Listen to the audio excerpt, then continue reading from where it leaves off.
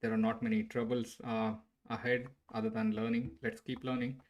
And without any further ado, let's start the first problem. Three sum. Okay, that sounds questionable, but let's go ahead and okay, like this is my agenda for this live stream. So I have kind of 6 problems laid out there. I want to solve these 6 problems, and then we can take a good nap and then come back and uh, grind 6 more or 7 more. So let's see that. And related to the yesterday and day before yesterday sessions, if you have any questions, if you want me to repeatedly explain anything, just please post a comment on that live stream itself. I'll make sure to repeat that in the future once 100% or else I'll call you directly and I'll teach you. So don't worry about that.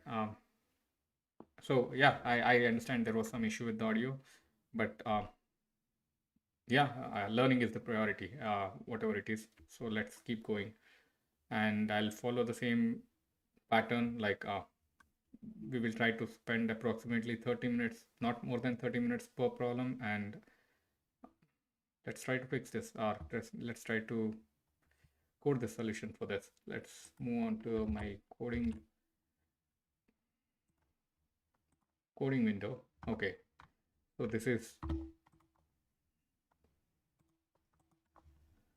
okay. This is LeetCode problem number 15. The problem name is 3sum. Let's read the question. It's a LeetCode medium. Given an integer array nums, return all the triplets nums I, nums j,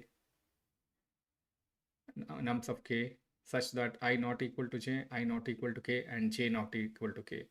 And nums of I plus nums of j and nums of k, the summation of that should be equal to 0. Notice that the solution set must not contain any duplicate triplets. Okay. So we solved the very first problem in LeetCoding, that is 2sum. So 2sum was simple. Like we kept a hash map and we kept going through the list, and then if the complement exists in the hash map, we return the index of those two. If the complement did not exist, then we kept adding it to the hash map. So that was a simple problem. In this one, there is slight challenge. It is slightly challenging, and that was a O of n solution. For this one, we cannot come up with O of n solution, but I think we can come up with something similar. Like we can use the same principle of 2sum, and then we can add another complement because there is a third element here, and we should be able to solve this in O of n square. Let's see how. So let's take an example here. So this is an example, and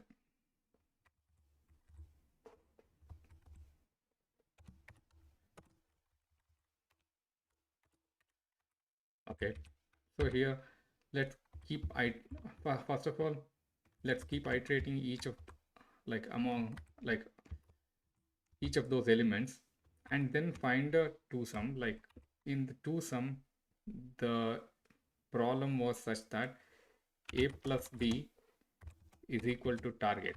I need to find whether a and b exists, and they have given a target number.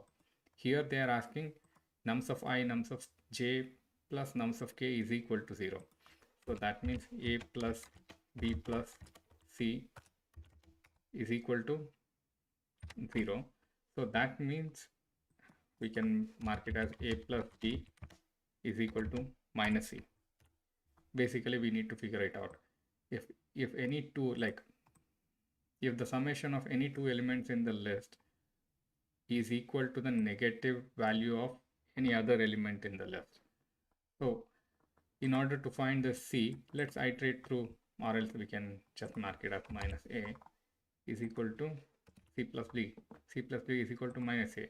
We can figure this out, and let's keep iterating through this list.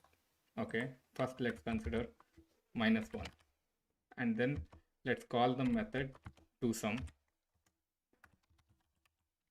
for rest of the elements after that. 2sum with this list, and then the target would be here we should pass the target as minus of -1. So minus of -1, that is equal to +1. So we need to find if there are any two elements in the array such that their sum is +1. So here evidently we can see 0 plus 1 is equal to +1. So we already found such element, and 2 minus 1 is equal to +1. We found another pair. Yeah, so we can return those two combinations. So it is -1 as it is.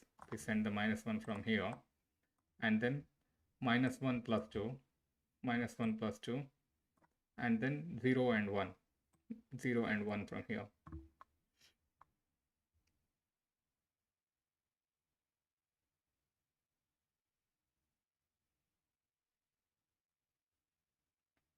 Yeah.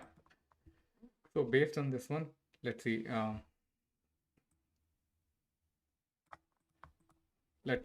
Yeah, so we understood the gist of the problem and gist of the solution. Basically, we are extending the solution of two-sum problem into figure out three-sum.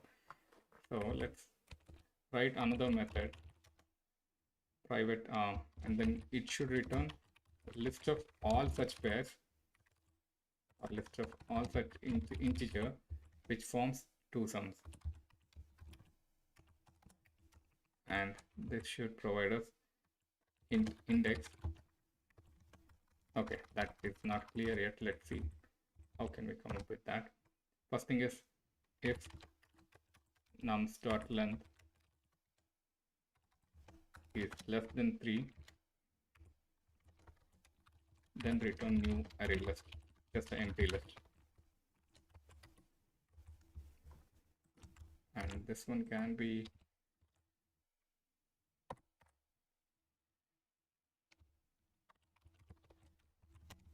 list of integer. The output looks like this. List of integer. Output 3. Output 3 sums is equal to new array list. Okay, let's keep this out because we need to pass that to this another method as well. So let's move it on to as an instance variable in the class. And then we can add it as add a constructor to initialize that.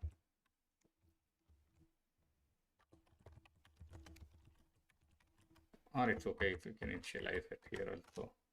This is acting like a main method here in our case. Okay, so we have the output 3 sums here, and then we have handled the initial case. Now we need to iterate through the nums array, and we do not need index in this one, or do we? I think it's better to get hold of the index since we need to pass the index to this other method. So let's do the for loop based on the index.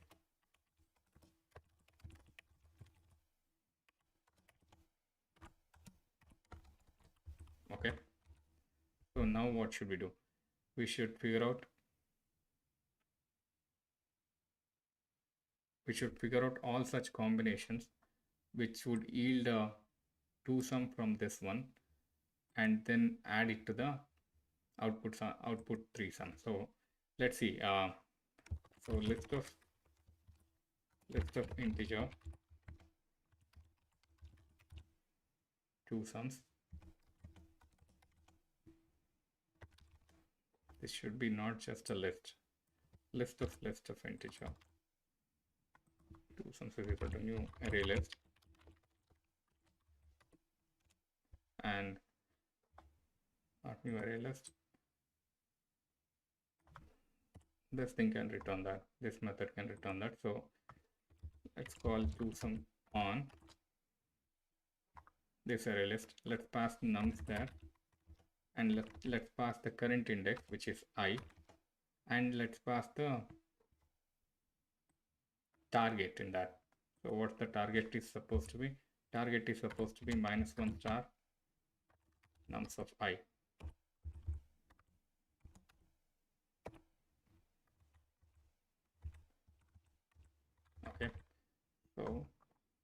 let's add this as parameter. Nums is integer array,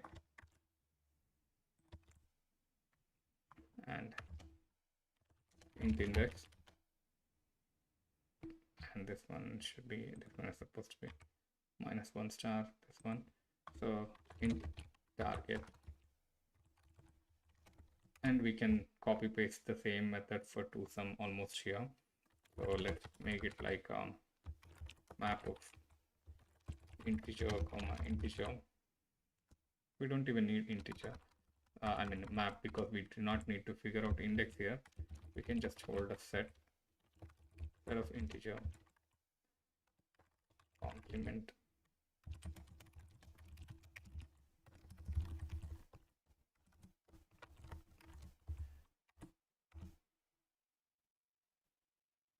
and then yeah, let's go ahead with the for loop here also. For I is equal to index plus 1. Let's start from the index plus 1 because we already looked into all the numbers until the index. I less than nums.length and I plus plus. Okay, we incremented that. Now we need to look into the complement. What is the value of the complement is supposed to be? Int complement is equal to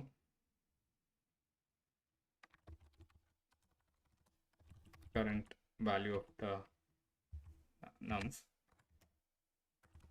minus target. If we do that, we will know if like what the complement we need. So here, if complements contains complement value, if that is the case, let's add it to the test output. So yeah, list output, and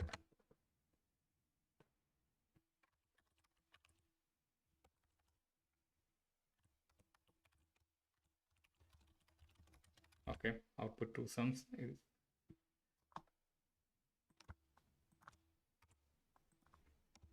new array list. So output toSums dot add, or what we can do is we don't even have to add it to output toSums. We can add directly to the output 3sums since we have made it as an instance variable. Let's hold on to this one. If we find something like this, output 3sums dot add new array list, new array list of integer, and that should have a value of target star -1 comma nums of I, and then complement value, all these three. And we do not have this to return anything. We do not want this to return anything because output will be added there. So yeah, this can be just a void method. Yeah, this should be good. But I see a few problems here. What, like they have specifically mentioned, notice that the solution set must not contain any duplicate triplets. So in order to make sure that, we can take a couple of steps. So we see that the runtime of this approach is O of n square. For like this toSum itself is a O of n method, and we have been looping through each of the n elements to find this toSum. So n cross n, it will be n square. So there is no harm in sorting the array before performing this. So sorting is anyway O of n log n, which is less than O of n square. So that wouldn't make it any worse. So let's do arrays dot sort sort of nums. So once we sort it, now we have, and we do not need to keep track of the index here. They have not asked to return index or anything. So it's fine. We have sorted it and we just need to figure out the elements. So now two things we need to notice. When do we get a sum of 0 between any three elements? We get the sum of three elements as 0 when at least few of the either all the elements should be equal to 0 or some of the elements value should be negative. When all the elements value is positive, we can never get the sum of the element as 0. So what we can do is here, and we are, since it is sorted in the increasing order, whenever we get a number with positive value, we can just exit. We don't have to keep going on, because further elements, like we are checking from index 1 plus 1, so the elements further will be positive only. We don't have to, we will never find something which will satisfy this condition. Nums of I, nums of j plus nums of k is equal to 0 after that. So if nums of I is greater than 0, we can just break, or we can just, yeah, break is fine, and we can return this output reasons. Okay, yeah, so this is shaping up pretty well according to me. And another thing is to avoid duplicates. So this one is a optimization. So whenever there we don't have a hope of finding any new further combinations, we are optimizing here. But other than that also, we can make sure that it is performant. Other than that also, we can make sure that this is working. So how do you do that? How do we avoid duplicates? First thing. So in this case, I don't see any duplicates here. Although there could be duplicate, like, okay, -1 and then 0 and then -1, 0 plus 1. This could be equal to 0. And then 0, 1 and this -1 also could be 0. But they have returned only one combination of -1, 0 and 1. So they haven't returned two combinations that can be found. But with our approach, now definitely it will return -1, 0, 1 and 0, 1, -1. So both of those combinations, because we iterate through this one and then we found these two. Okay, that formed the combination. We added it to the output. Again, I'm iterating through 0. Then it will form the combination of 1 and -1. So it will return that value as well. So if you execute it now knowingly, I know that it will have duplicates, but we can see that to make sure. Okay, so irrespective if it has duplicates or not, it hasn't returned anything. So let's see why.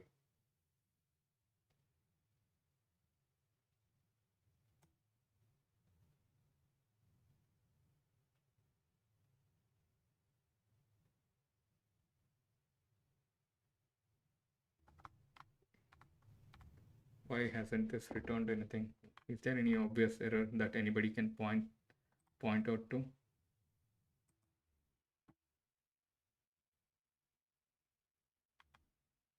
Okay, I am checking if nums.length is less than 3. Then I'm just returning an empty array because we need at least 3 elements. Okay, I don't think anything wrong with that. And then here I'm sorting the nums. Once I sort this one,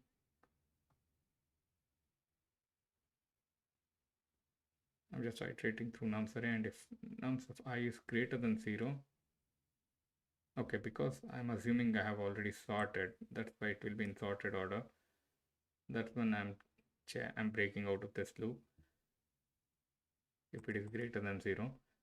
Otherwise, I'll call this toSums method where we are adding to the output here.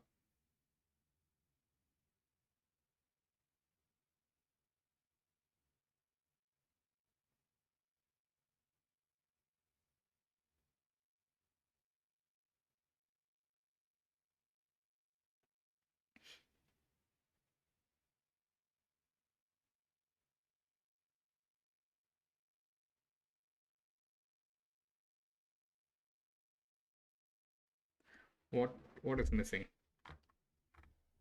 Why there isn't a single combination there?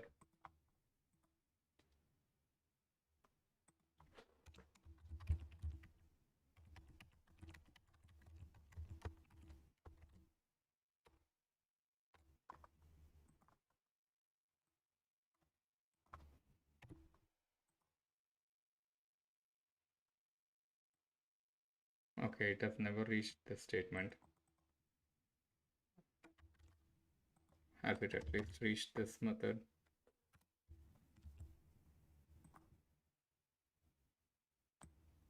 Yes, it has. It has called. We have called this to some method how many times? 4 times.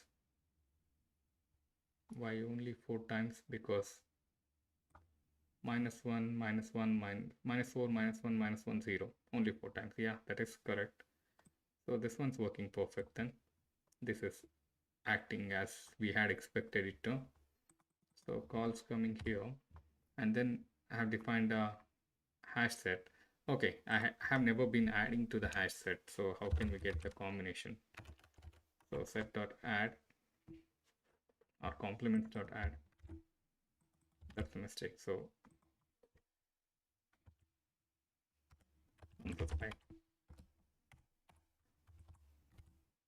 so let's call this nums of I as current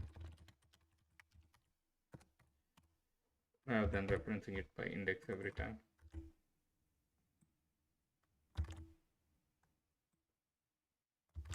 Okay. Let's see now. Now we can see here. We can see there are duplicates as expected. -101, -110, -110, again -121, -121.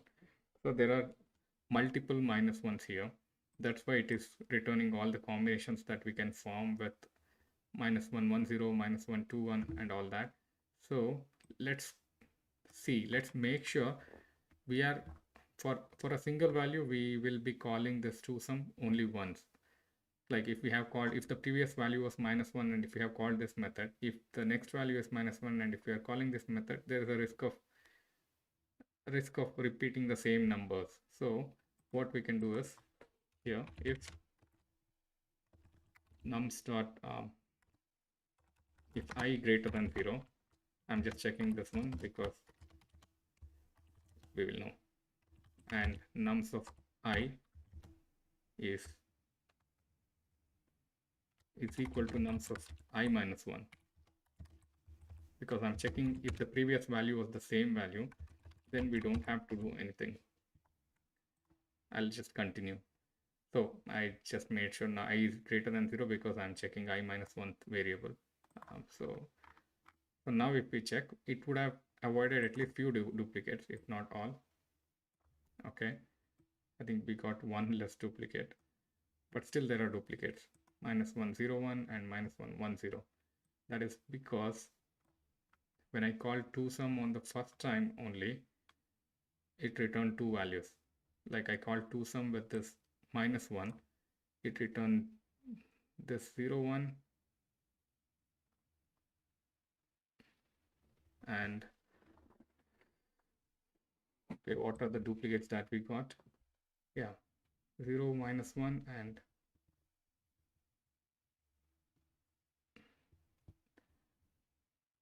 this isn't even the right answer. -1, -1, and 0 would make a -2.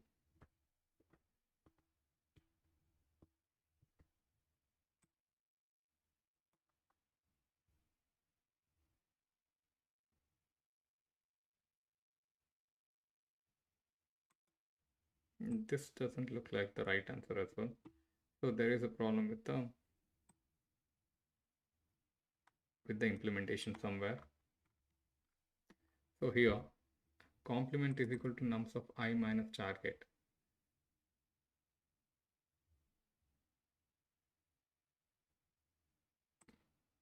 Or should it be target minus nums of I?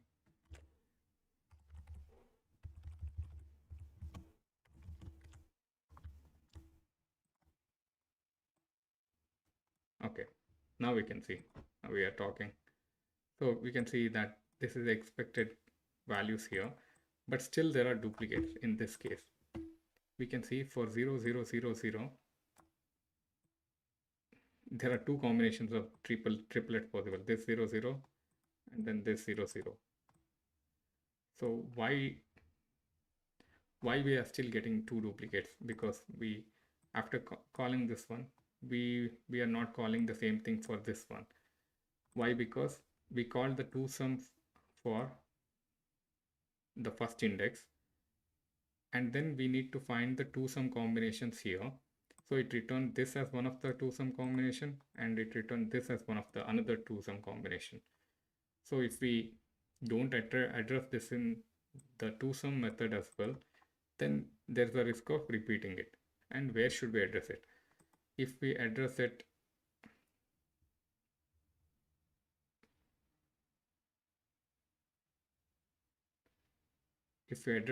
address it outside, then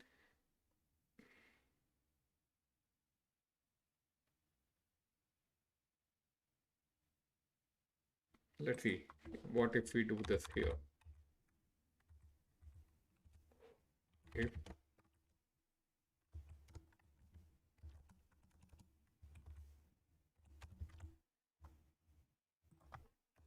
If nums of I is equal to nums of I minus 1,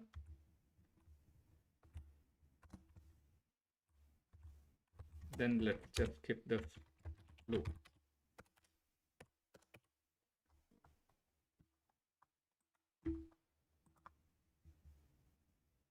Okay, so that has a lot of risk, because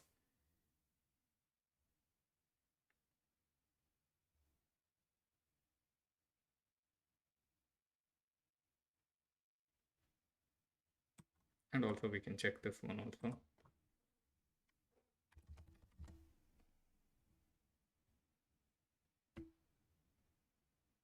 Yeah, it will remove all the possibilities of having the same number in the three sum category. So I mean 2 minus 1 is a valid combination, at least we can add it once. But if there are 2 minus 1s in the same combination, it will remove that also. What if we add that after we add the output once? So this should do it. So we have added that combination once in the output. At that point, if we try to consider the same one, what we can do is we can just increment the I value instead of it. And also another thing what we can do is we can keep increment it until I less than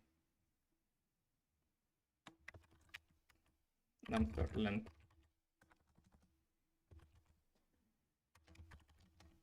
and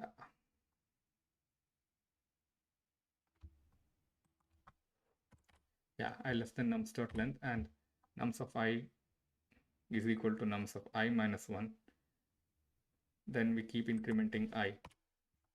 So yeah, once we stop getting duplicates, then we will address this.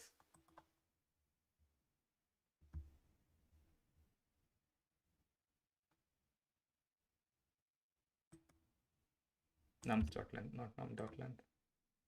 Yeah. So now we can see this one. This issue is also addressed because we add this 0, 0. Now we are checking here until we find the same value here. I'll keep incrementing the I value. So once we find this one, it has the same 0 values, the repeating 0 values. So we won't find any more combinations in this method. Let's try submitting this. Let's remove this commented code that we used for explanation. Let's run this one.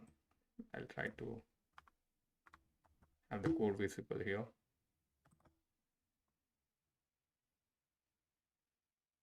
Okay, there is another combination that we need to address.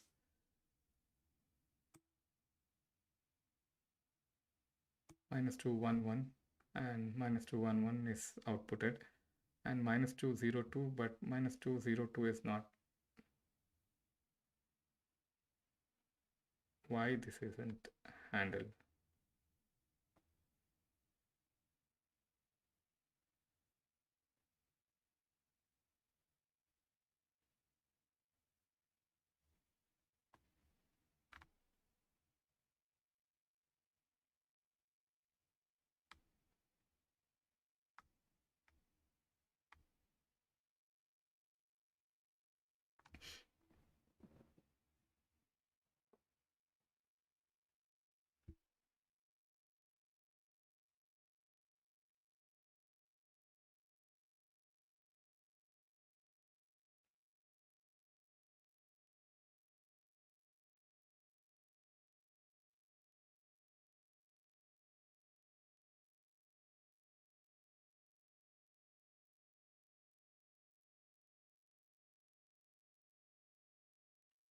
Okay, we take -2. We are iterating for -2.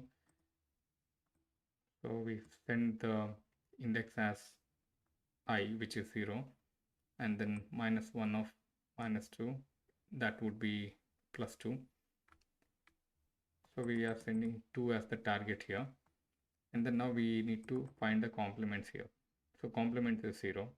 I is equal to index +1. So we are starting from this variable, which is, okay, now the target is 2, index is 0, and nums is equal to the same set. So this is what the parameters for this. Now let's see complements. What will be in the complements? Nothing as of now. Complement set, and we are iterating through I.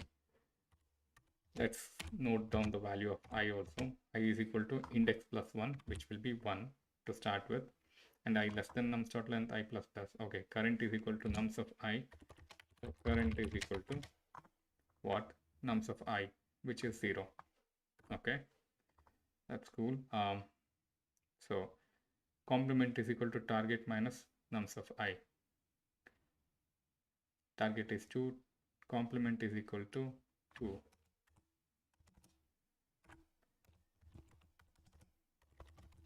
So complement value will be equal to 2. And now complements dot contains complement, so it doesn't complements is empty as of now, so it doesn't contain the value 2. So we won't do anything. We will just add the current value, which is 0, to the complements. Okay, and now index value became 2 and current value became 1. Current value is 1, and now we need to check target minus complement value is target minus nums of I, that would be 1, and complement start contains 1, it doesn't contain, so we will just go ahead and add the complement value 1. Okay, again now index value became sorry, I value became 3, and current value is 1 2 3, which is 1.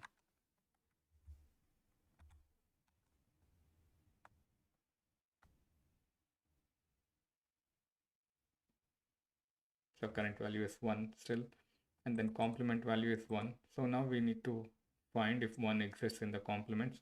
Yes, it does. So we are adding, or we are outputting that. We are adding that to the output 3 sums. We just added that. What are we added? List of target star -1. Target was 2, so we added -2, and then current and complement. Current is 1 and complement is also 1, so we added all three. -2 1 1. Okay, after that what we did, if I is less than nums.length and nums of I is equal to nums of I minus 1. No, so we just incremented the value for no reason here.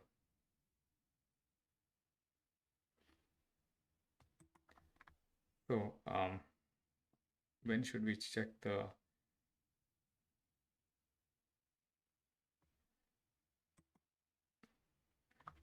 let's do this.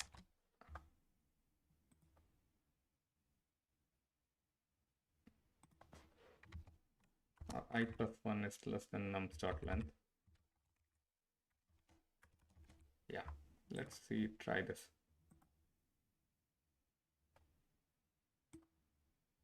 So would it work for this test case? Yes, it does.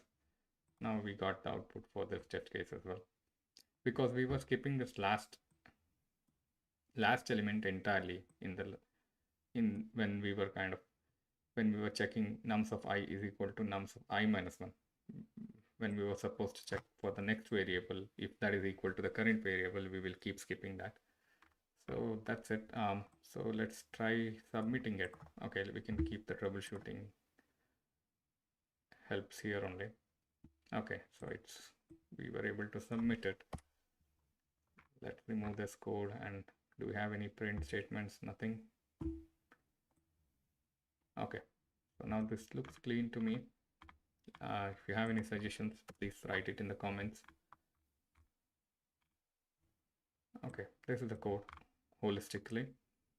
We have the output threesome, and we have initialized the output array, and we are checking for the edge case. If it is less than 3 elements in the array, then we are just returning the empty list, and we are sorting the given input. After that, we are iterating through each elements in the list, and we are checking if this is a positive integer, then after this all the integers are positive, and all the positive integers cannot form the sum of 0, so we are just breaking out. Otherwise, here we are checking if I is greater than 0, and if the ith value is same as the previous value, then it would result in the same combination or no combination. That's why I'm just skipping that element and moving on to the next one. And then here for the valid cases, I'm passing the current value or negative of the current value as the target and calling the toSum method. And I'm passing the current index as well, because I want to find the combinations after this index, not before this index, and passing the nums as it is. So here I'm iterating through the rest of the elements from index plus 1, that is to be kept in mind. And I'm iterating through, instead of a hash map in the toSum that we had used, here I'm using hash set, because in the toSum problem that we had solved, we needed to keep track of the indices. Here we do not need the index, we can just output the value as it is. So we are okay with just the hash set. So now the same way I know the current value, and I know the complement that is needed, which is target minus the current value, and I'm checking if the complement is existing in this complement set. If it exists, then I'm outputting it. And also, in order to avoid the duplicate, as mentioned in the question explicitly, I'm just getting past the same value in the list further until I find a distinct value. I'm just moving further, because we will risk adding the same combination here. And then if nothing happens, if I don't find the complement, or if I find the complement, either way, I'm just adding it to the complements set and moving on.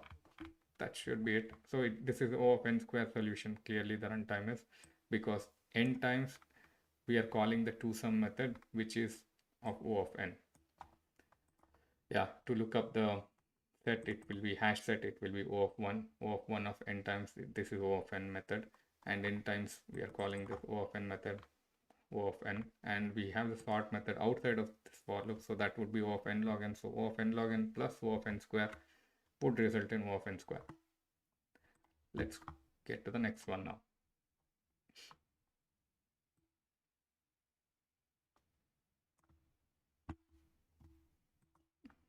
So let's look into the chat before moving on to the next question. Okay, Saddam has confirmed that the audio is clear today, is good and clear. So that is kind of relief. And in Blink 75, do we have some more string or substring subtest subsequence problem? Seems that where I have more issues. I'll need to focus more practice. Okay, Saddam, trust me when I say this, I have done this lead coding for so many years or so many times, and I have done coding for so many years. I still have problems with this subsequence or subarray, these kind of problems, because these are not like the regular way of coding, or on day to day I won't keep finding the subsequence of certain things or things like that. I won't writing the algorithms for that. Most of my day job would be like using some data structure, transforming certain data into another format, and then calling another API, or yeah, it will be like handling the data in different code flow, but it's never in that subsequence combination. So it's not intuitive, or it's not like natural for us. So I'm still learning, and there are plenty of problems in line 75 related to that. I think we need to go through, and I have to get better as well. And console.log on line 25 before we return. Maybe we don't have anything stored in. Okay, yeah. He was trying to answer. That's good. Update the hash set and console log. Okay, yeah, we'll see you in 30 minutes. So let's see, let's solve the next question now. So the next question, we are done with the, okay, we haven't sorted it based on frequency that we used to. Okay, so we are done with this three-sum problem as well. And then spiral matrix, I think we had solved already. Maximum subarray, we didn't solve this one. So let's get to that one. So maximum subarray. Okay, I have explanation about this. Let me copy this, not to lose this. Let's remove this. Okay, we can read it up later, but before reading that, okay, now LeetCode number 53, maximum subarray. Let's read the question. This is a LeetCode medium problem. Given an integer array nums, find the subarray with the largest sum and return its sum. Okay, so now with the problem, we need to maximum subarray. Subarray means it's not subsequence. It's subarray means it should be a part of the array. Like it has to be the continuous variable, I guess, continuous part of the array. Like for example, I cannot pick and choose the numbers from this array, like from this index and another index somewhere. It has to be the continuous values in this array. That would make it a subarray. The subarray, okay, here what the question is, the subarray with the largest sum and return its some value. So here we can see, as it is, every element is a single length subarray, and then every positive element would make it, or would fare much better than a negative element when we are finding the largest sum. So how do we go about solving this problem? So what we can do is, let's think about a subproblem in this one. I think I remember what is written here, so we wouldn't need this. This is the this is called I think it's Cardin's algorithm. So basically we are going bottom up here, bottom up approach of, like, we need to find the optimal subproblem here. Optimal subproblem is, for every index we will be finding what is the maximum subarray until this index. That's the subproblem that we are going to answer. So now coming to 0th index, the maximum subarray is itself. So we can initialize it with -2 value. And coming to first problem, until here, the maximum subarray is either the summation of the maximum subarray until the previous index plus the current number, or the current number itself. So what is the maximum subarray until its previous index? It was -2. -2 plus 1 makes it -1. But what if we start a subarray from this element itself? That is 1. That is greater than the adding it from the previous element. So we can, like, for the index 1, the maximum subarray is just 1. And for index 2, again, we can think of either considering the previous subarray index, or we can just mark this value by itself. Here the case is different. Since it's a negative number, if I consider the previous maximum subarray, which had the value 1, so -3 plus 1 will make it -2. So until here it's -2. But if we consider the element as it is from starting the subarray from here, then its value will be -3. So rather than taking -3, I would consider taking -3 plus 1, which makes it -2. For 4, again, we will use the same logic. So until the previous element, the maximum for the previous element, the maximum sum subarray is -2. So either we can consider -2 also and make it as 4 minus 2 is 2. But if we start a subarray from this number itself, it will be 4. So we'll store it as 4. So yeah, for every index, we are computing what is the maximum subarray value until this index. Let's do that. Let's do the same thing. So we are iterating through each of the index. For int I is equal to 0, I less than nums.length. Okay, and if, okay, let's have the base cases handled. As I said, we need to initialize the subarray value or previous subarray or previous max subarray is equal to nums of 0. We can initiate into that and we can start iterating from first element. And also we need to initialize a value for storing the maximum subarray until now, max subarray sum.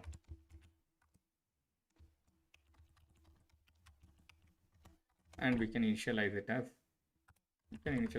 nums of 0. Okay, and we know that we are interested in this max subarray sum and we will return that as the final value. Okay, so we have the kind of all the variables we need and boilerplate ready.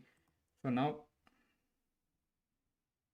the current subarray or current subarray sum or current index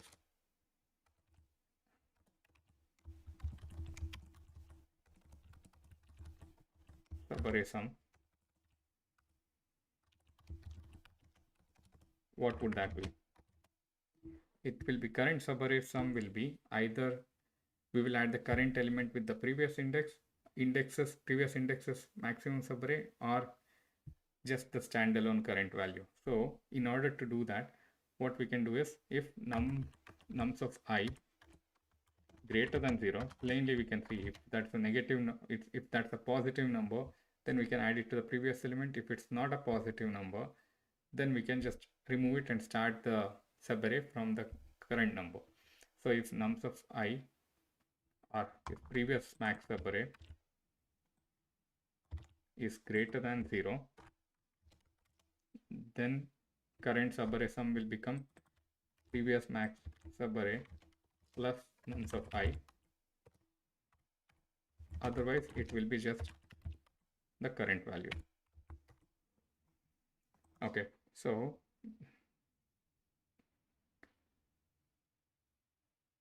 yeah, so and then previous max subarray will be replaced by current subarray sum. And also we need to see if this is greater than whatever the max subarray sum that we already had, and we can do that as well. Mat.max of maximum subarray sum and the current subarray sum as well. Yeah, you can just add it here.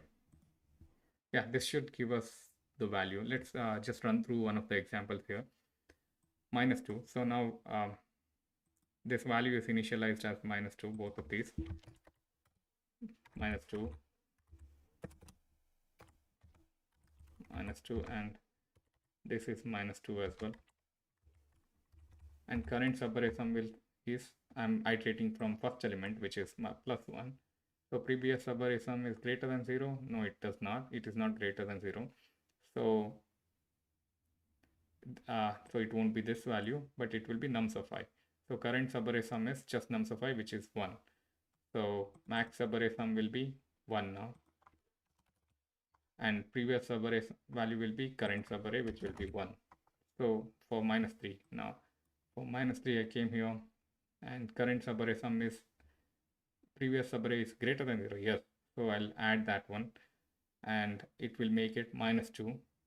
And max subarray sum won't be replaced, but previous subarray sum will become -2. Same way again 4. So previous subarray sum is not greater than 0, so nums of I is 4, and max subarray sum will become 4. That will be replaced, and this one also will be 4. Yeah, I think this looks like an approach that is going well. We can execute it and see if this is working. Okay, it works for all the base test cases. You can see.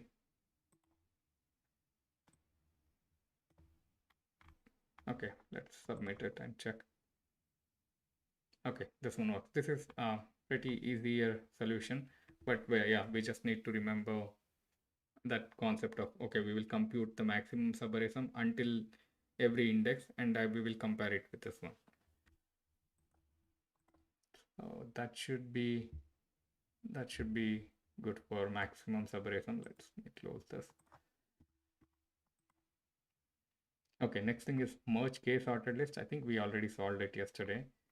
Next is rotate image. So rotate image is another problem. So this is a bit tedious problem, I would say. It's not difficult, but it's a tedious to come up with all the indexes and the things that we rotate. There are two approaches to solve this problem. Let's look into the question. Okay.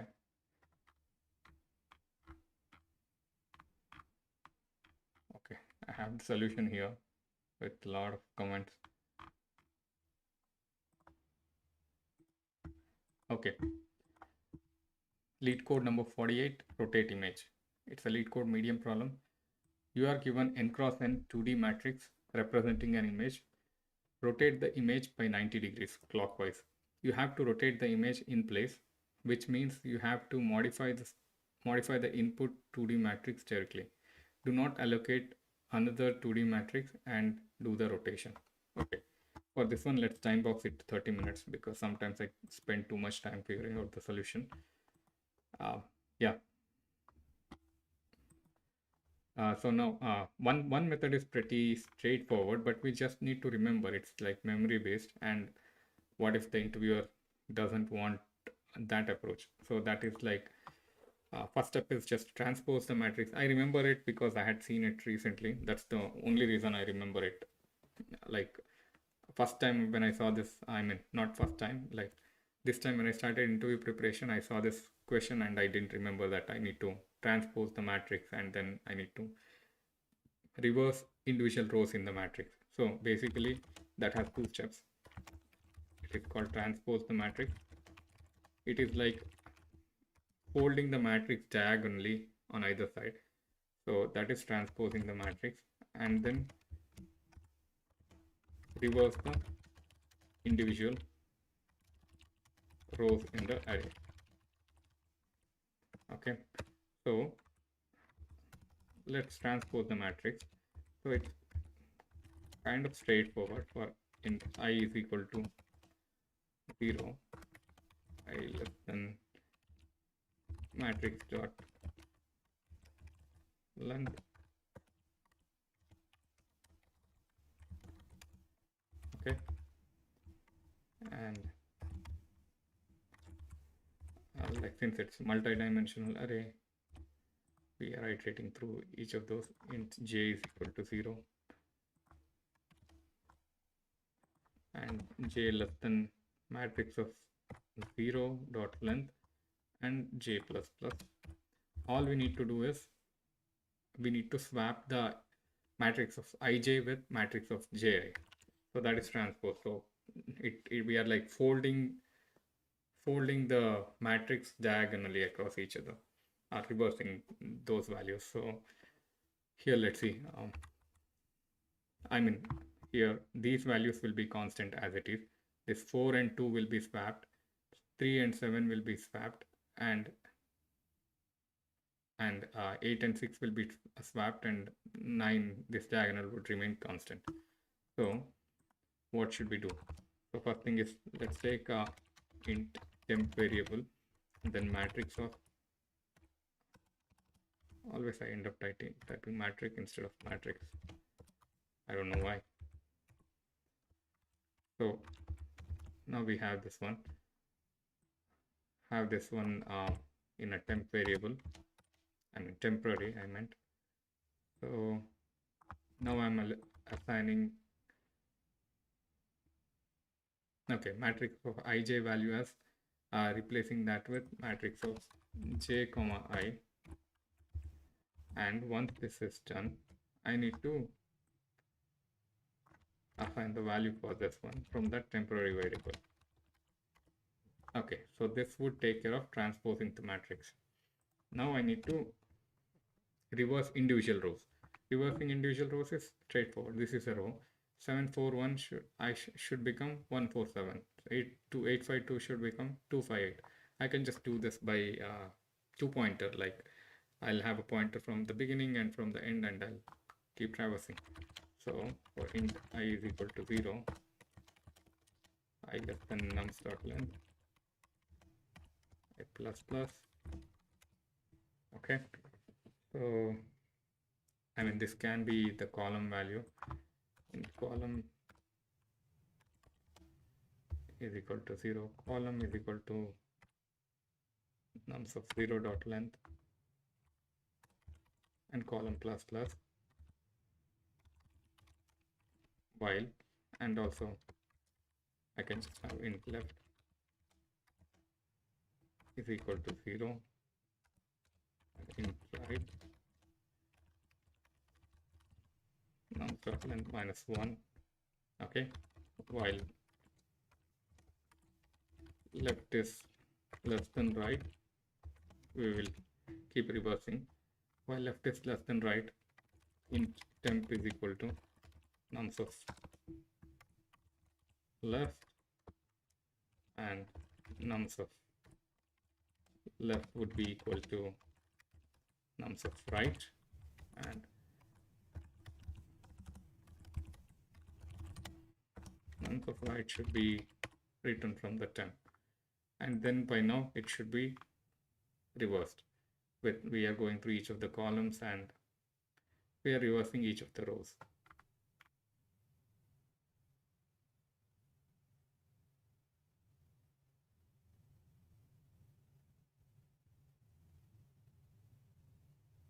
Now I think we should go through each of the rows, not the columns.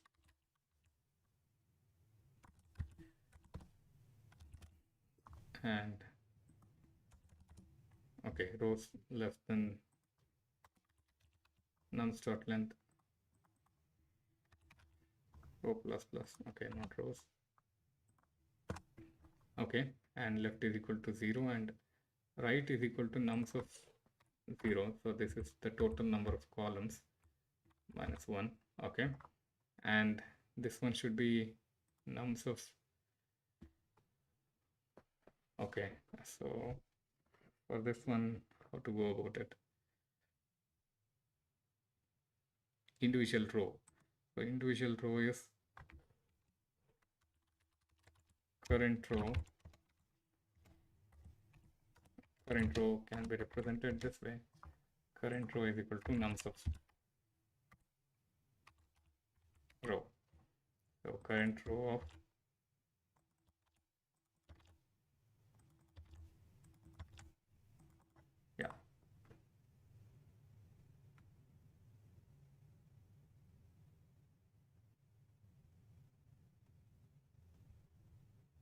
or we can just do this one. We can replace this. Yeah. Let's run this and see.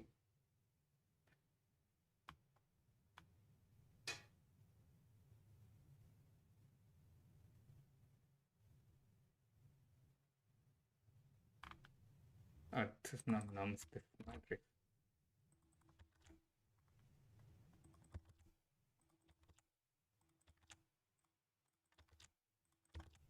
Okay.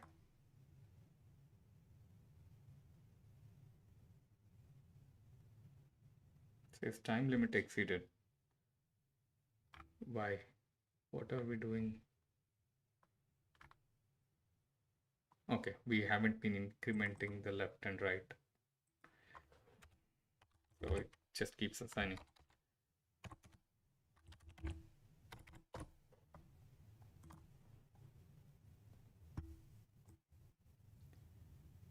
Three, two, 1, 6, 5, 4, 9, 8, 7. So this one is reversed as 3, 2, 1. 4, 5, 6 is reversed as 6, 5, 4. And 7, 8, 9 is reversed as 9, 8, 7. So just we have reversed. But have we not transposed it?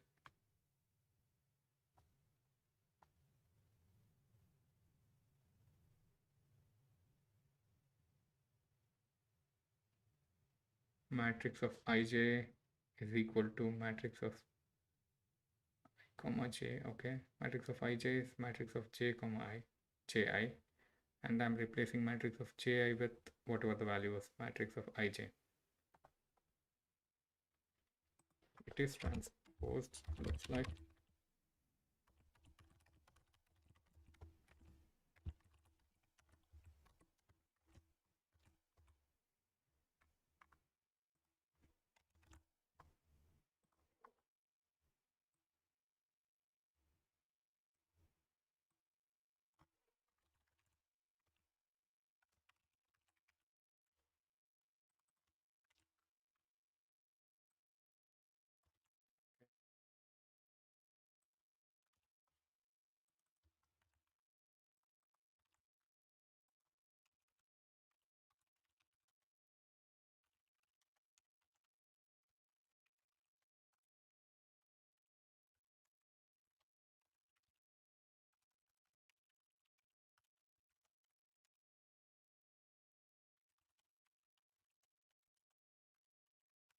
Okay, we can copy this from here.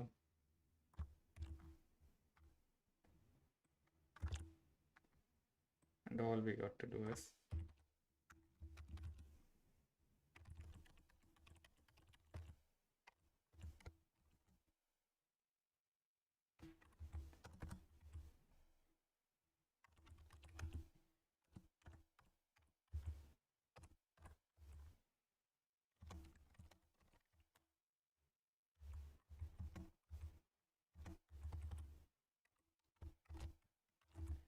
and after each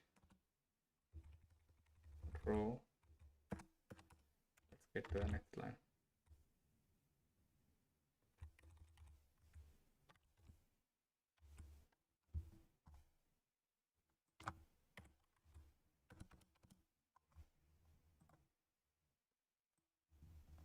Okay, so here you can see 1 2 3 4 5 6 7 8 9.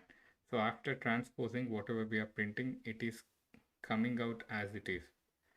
And in this case, 5 1 9 11 2 4 8 10 13 3 6 7 and 15 4 12 6. So this is as it is, so no change after this transpose step.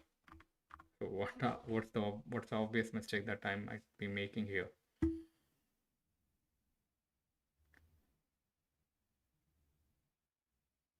I is equal to 0, I less than matrix dot length, I plus plus, j is equal to 0. Okay,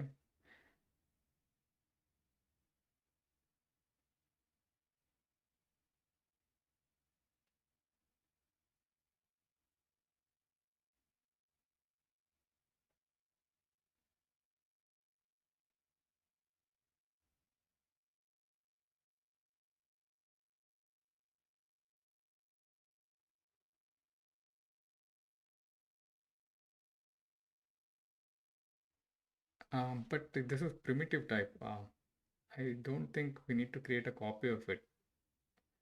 We should be able to transpose it in place, I guess.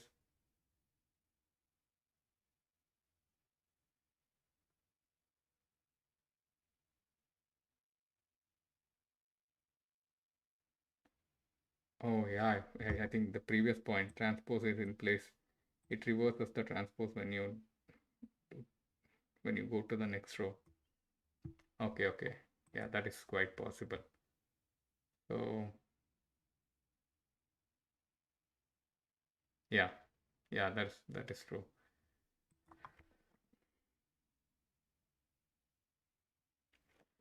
So let's see how we can do this one. How can we transpose then? What's the right way? We can just loop through each of the, like we need this value to be this value. So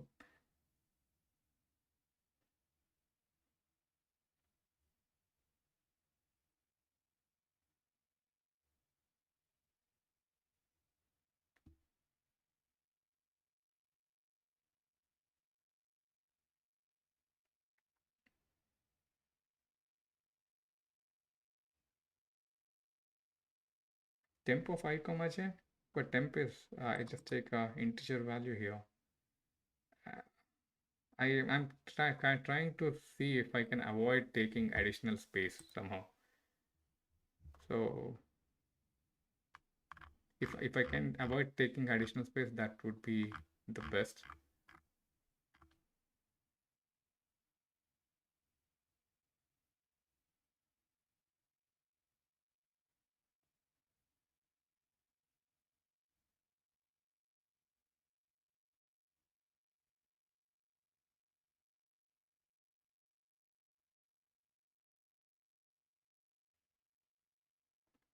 So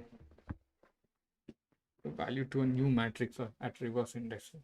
Yeah, that is the that we can do, but I think I vaguely remember we do not need additional space. We should be able to solve it in place here. With I think I'm making some mistake in these indexes that I'm taking. So the goal for me is reversing across the diagonal here. So if I'm going through each of the row here in I, so in the first one, when I is equal to I don't need to do anything. I mean I is equal to j, I mean. So that doesn't have to be transposed, but when I is not equal to j, then only I need to transpose it.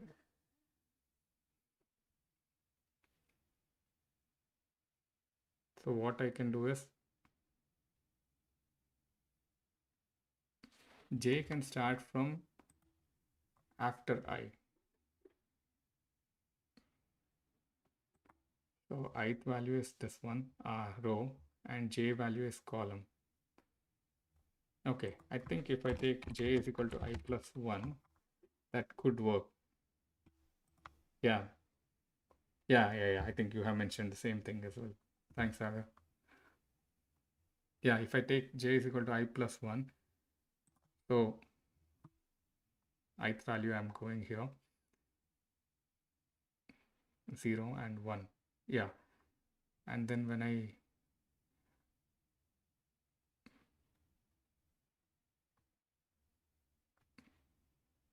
okay, and I will become 2, I will become 1, and j will be taking from 2 and 3, so only these value will be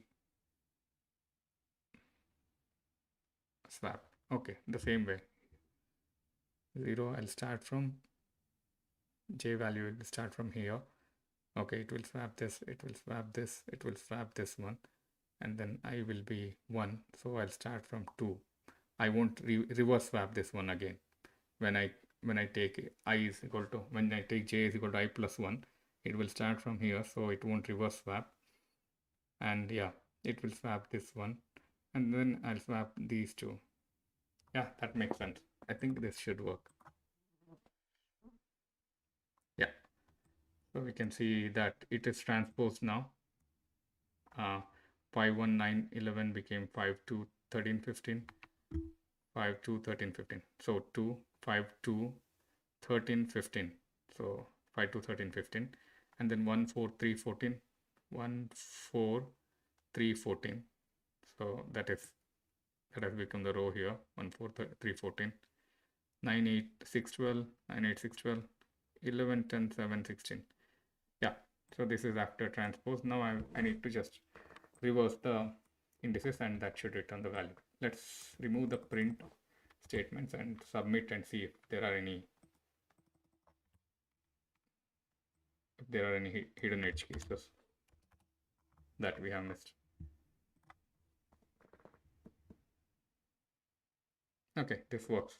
So this is this was an easier way to solve this problem, but there is another way. Like, this is easier, but this is hard to remember all the time. Like, I would definitely forget this after, if I see the same problem after 2 years. So in general, what if I can, so this is like rotating the image 90-degree. So basically the most intuitive solution for me is just rotating the value in the indices and keep swapping one another. like this value should be swapped with this value. I mean, I would replace this value with this value, and this value should be replaced with this should be replaced with this, and this should be replaced with this. So it is like a four-way swap, so that we need to perform. So that has a lot of things to do with the indexes there, but I think with some understanding here, that would definitely reduce the complexity during the interview. So let's try that approach as well. I hope this question won't be asked in the interview, but let's try it. So let me copy this one and comment out this.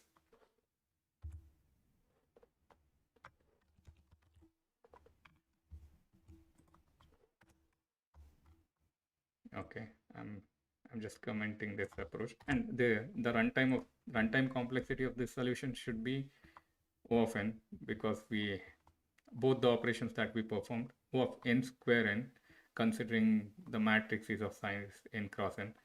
So yeah, we haven't processed any elements twice. So this is the most optimal approach possible. And the next approach, here also we should iterate through each of the elements once and see. So here, let's think logically once. So here, like if we are rotating and swapping four-way each of those elements, this should, like as I mentioned, this is replaced by this is replaced by this is replaced by 3 is replaced by 1. And then the same thing should happen to the next indices as well. 2 is replaced by 4, 4 is replaced by 8, 8 is replaced by 6. Once this is done, we need to swap this one also. In this example, okay, 5 is the only element, we don't have to rotate anything, it will be constant. But let's say in the example 2 here, so here 5 should be replaced by 15, 15 is replaced by 16, 16 is replaced by 11, and so on. And 2 the same way, 2 is replaced by 14, and 7, 9, henceforth. But after this one is done, we need to rotate this layer also. So 4 should be replaced by 3, 3 should be replaced by 6, 6 should be replaced by 8. So how should we deal with that ambiguity? So let's split the problem into multiple layers. And how many layers would be in total? So if we just look into this, a couple of examples, there are 2 layers here. The length of the matrix is 4, and for the 4-layer matrix we have 2 layers, and the length of the matrix here is 3. For length of the matrix 3, we have 1 layer, only a single layer here. We don't have to handle any of this one. So let's take a variable as layer first thing.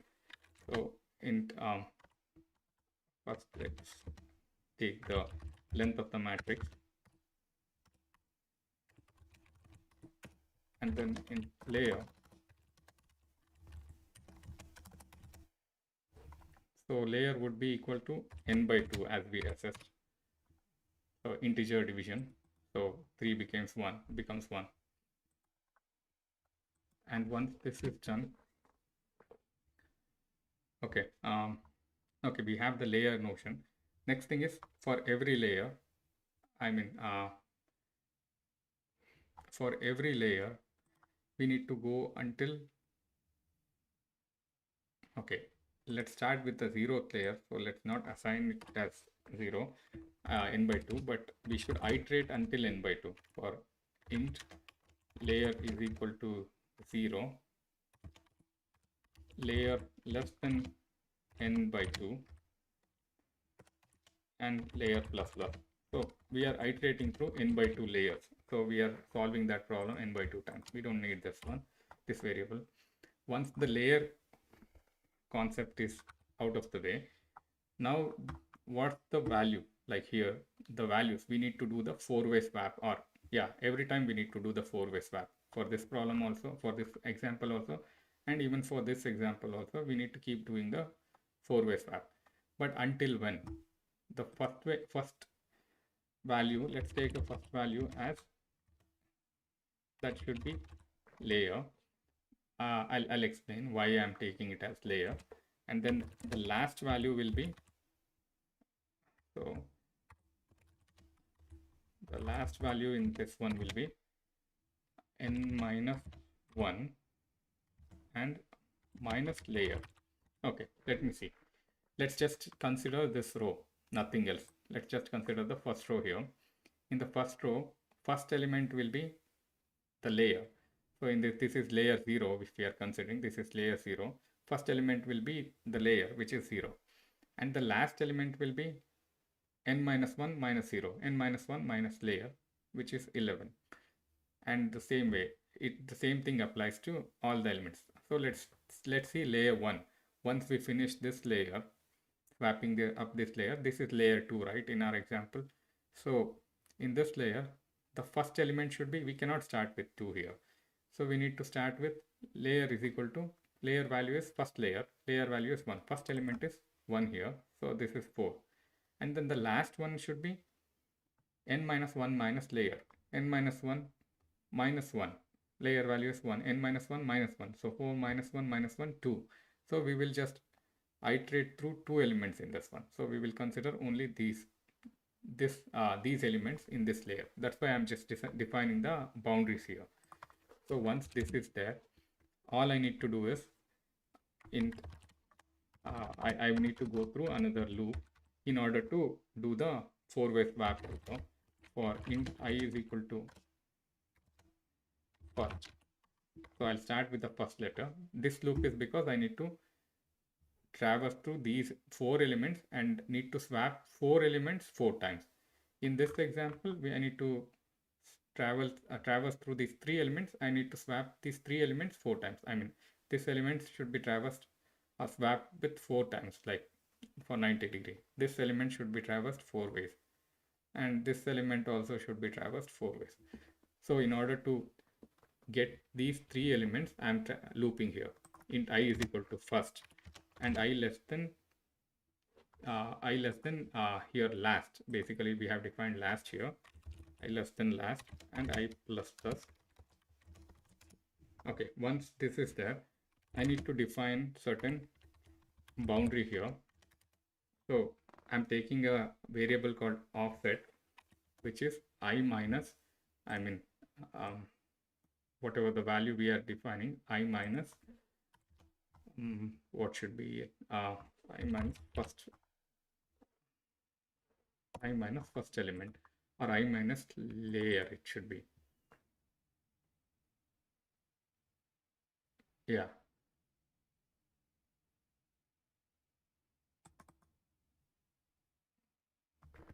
I minus layer, yeah. Okay, so let's say offset is I minus layer. If I take first also, I think it's the same value. So why this one? I'll explain why we are taking this element. Before that, I'll take a temporary variable here and I'll assign the value in this first box in this matrix into the temp variable. So how do we get hold of this of that first box?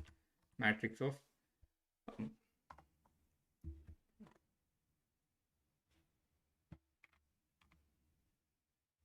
okay. So how do we get hold of this one? So okay, this one. This is the first row. This is in the first row. So that will remain constant in the first row. The column number will vary. So the column number will keep going on until I, because I is less than last. So last value is defined by n minus 1 minus layer.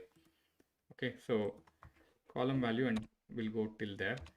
So I have stored this value. For now, this value into temp. Next time, like in the next iteration in this loop, I'll store this value in the temp. And I won't go to this one because I'm looping until I less than last. So I won't loop for this one because this is already swapped. So only these two. And here in this example, I'll loop only these 3 elements. I won't loop, the loop won't come to this one. So it is less than the last element. So okay, so that one. So once I assign the value in this first element into a temp variable, I need to assign a value to that element. So now this should be replaced by this value. What is this value now? So that value is, how to get that one? So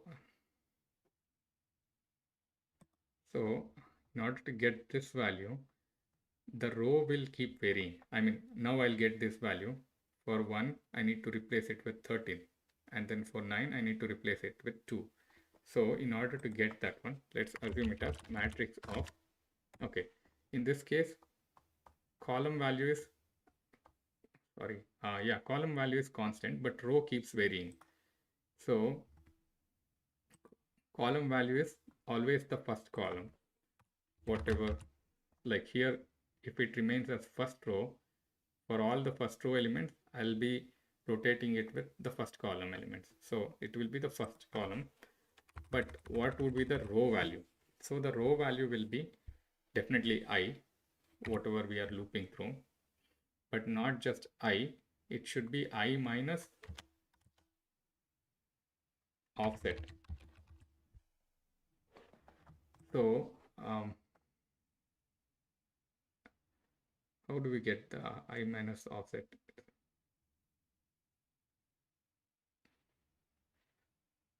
No, it's not I minus offset. So we defined the offset. So matrix of first comma I is equal to, we have the offset, but okay, here 15 is the first value, and then next it will come to 13 and then 2. So what is the offset? Offset is nothing but I minus layer. So now we are starting with first, so that will be 0 basically.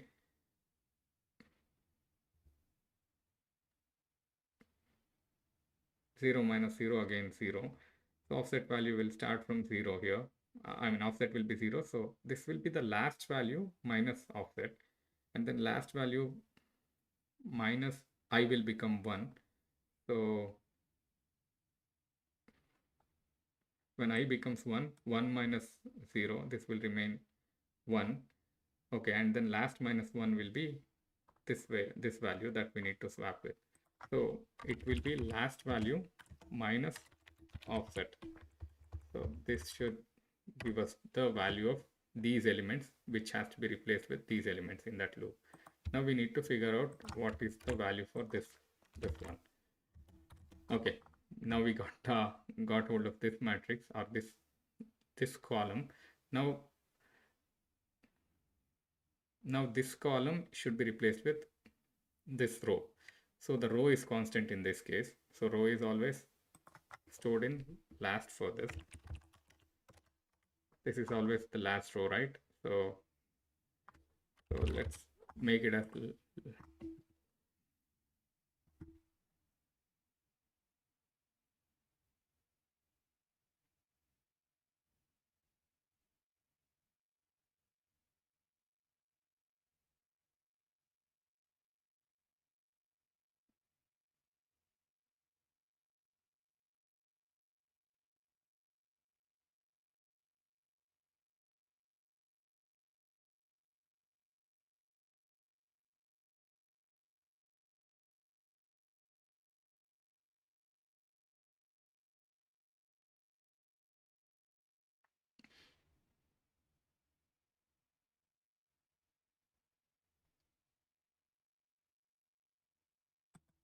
so yeah, row is last, that is for sure.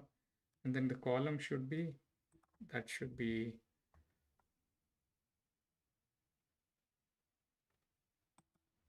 column will also come in the reverse direction. So this also went in the reverse direction. So we took last minus offset. This also will be in the reverse direction and the same size. That will be last minus offset itself. So here row was varying like that. So here column will be last minus offset. So that should give us the value here for this row. So we are replacing all these column values with this row values. Now the next challenge is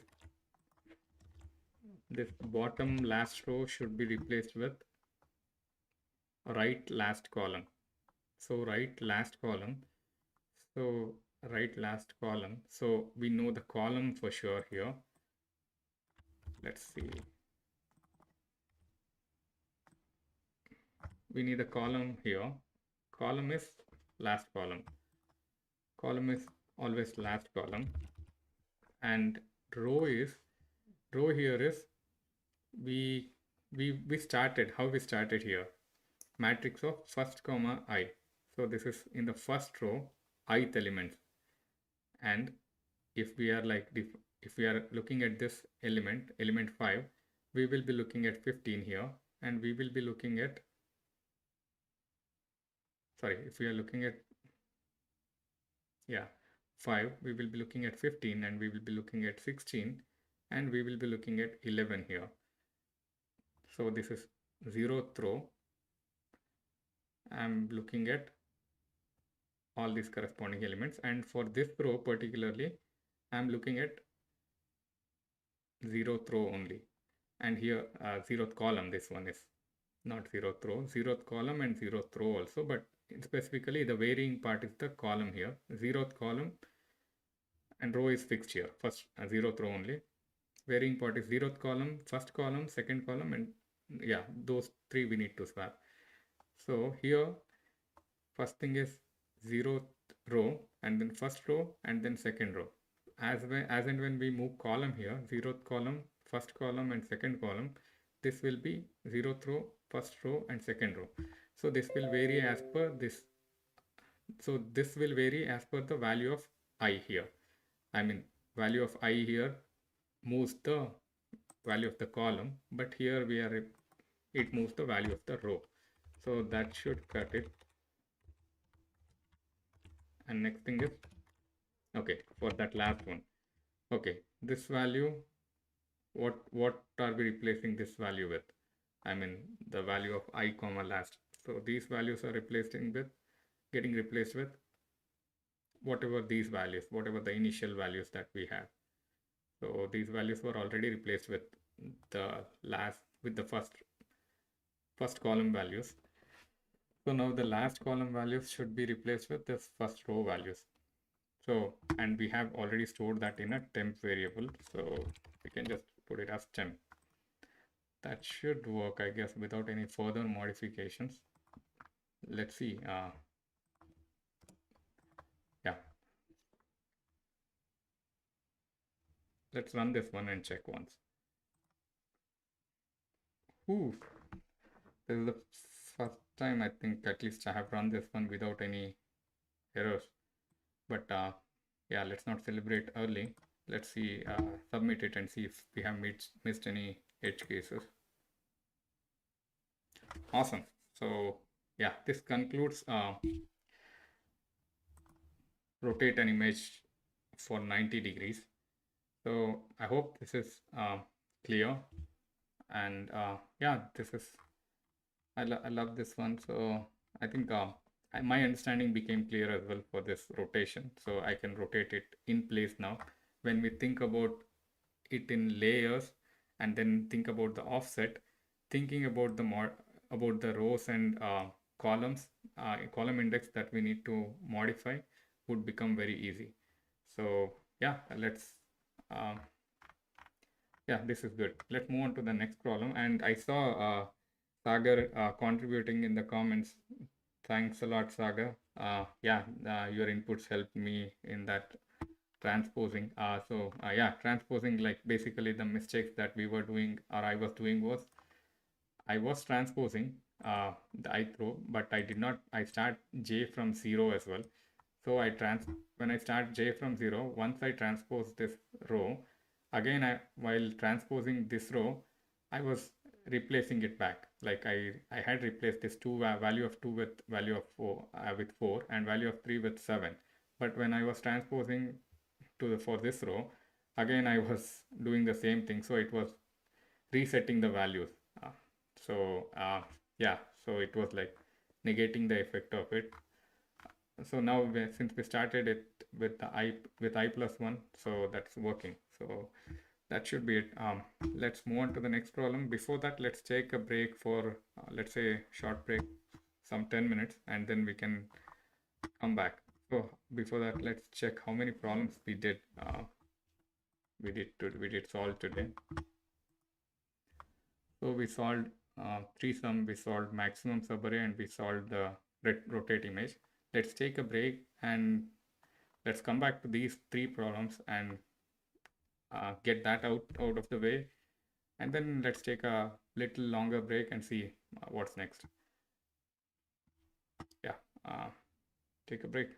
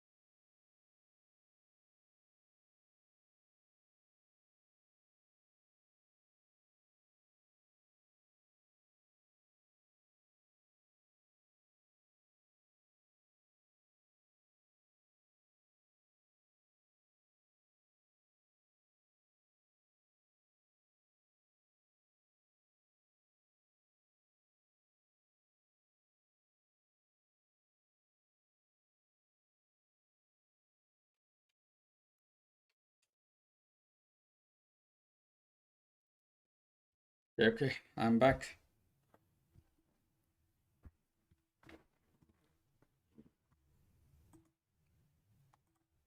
Okay, yeah, so we are done with three problems for with today's live stream. So let's move on to the fourth problem. Before that, let me check the chat if there is anything that I need to address. Okay. Voice is clear, I hope.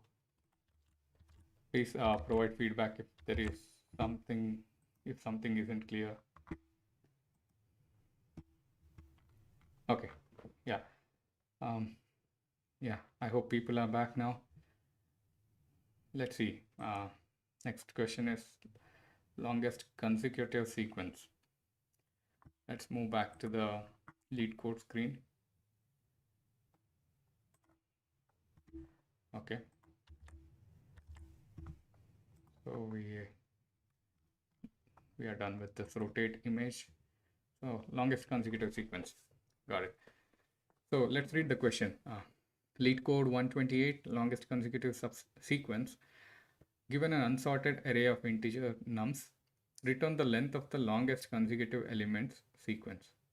Okay. You must write an algorithm that runs in O of n time. Okay, so they have given, okay, they have given sorted array. It's kind of easier to solve because we need the consecutive sequence. Consecutive sequence means, okay, here as they have given 104, 201, 32. So 1, 2, 3, 4. Consecutive sequence in the real numbers, basically. So if there are consecutive numbers, we need to see what's the longest chain that we can form. That's the question. So 104, 200, 132, and then 4. This is unsorted. Clearly, they have mentioned unsorted array of integers. And also, if we want to sort that array of integers, that would be O of n log n. And that wouldn't satisfy the requirement of solving it in O of n. So what we can do is we can go through these things, these elements, and add it to a hash set or something like that, where with which from which we can retrieve in O of 1, and we should be like when we iterate through each of the elements here, we need to see if there are next elements to that element. Like for example, when we encounter 100, we need to check if 101 is in the set or not. So if we use something like a hash set, then it's easier to look up and see and check if we form a chain or not. So if and one problem there is, another problem there is, okay, let's look into this example. If this was, okay, let me copy this and let's run through different scenarios that we can come across. Let's see, instead of this, what I was thinking was, if this 3 was here,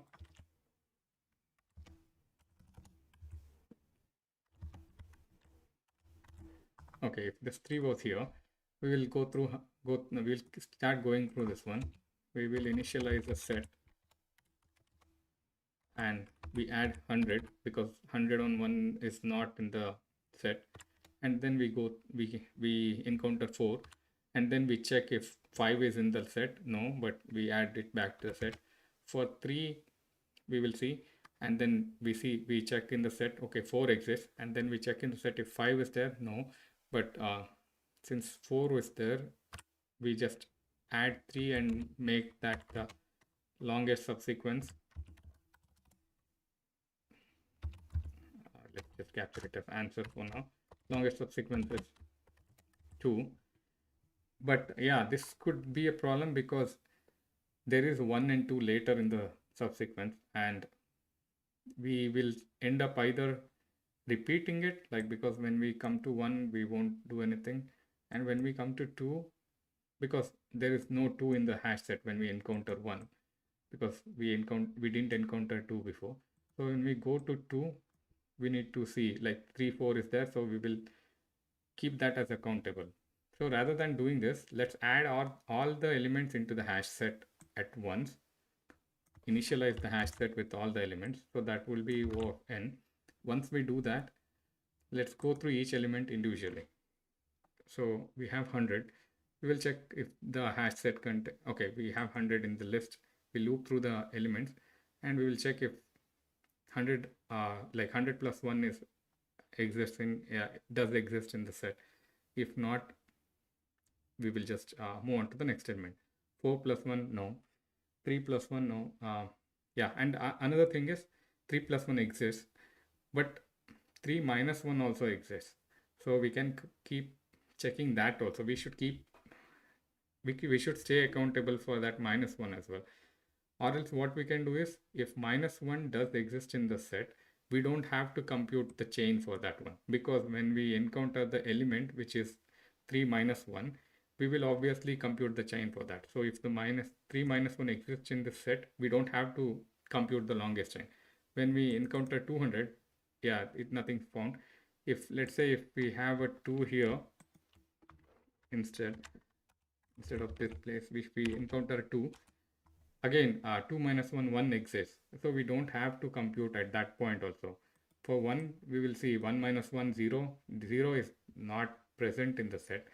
So let's compute the longest chain with starting from 1 now. So 1 and then 2 exists, and then we can go to 2 plus 1, which is 3, 3 plus 1 4. Okay, so this will avoid us to keep recomputing at every interval. Like at 2, if we had partially computed it as 2 3 4, or at 3 if we had partially computed it as just 3 4, with this approach we can avoid that and we can just compute it at once. So what we need to do is add all the elements to hash set in one iteration, and in the next iteration check all the elements. If that element minus 1 doesn't exist, then try to compute the upper chain, or the chain starting from that particular element's value. Okay, let's see, int longest sequence is equal to, we will initialize it to 0, and then we will initialize the set. So that will be a set of integers.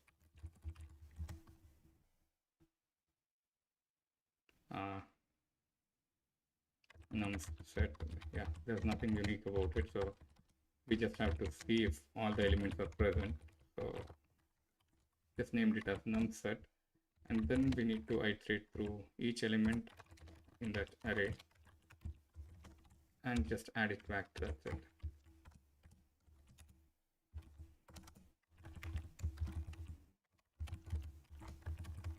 Okay, so that is done. Next thing is, again, start a loop, for loop in that nums array, and let's return this one also. Okay, let's start a for loop in that nums array, and then if num minus 1, or if nums set dot contains, okay, if that set contains previous value, num minus 1, previous value is num, current value is num. If it contains the previous value, then don't do anything, then just continue. Yeah, if it doesn't contain, if if it doesn't contain, then we will check if nums dot set.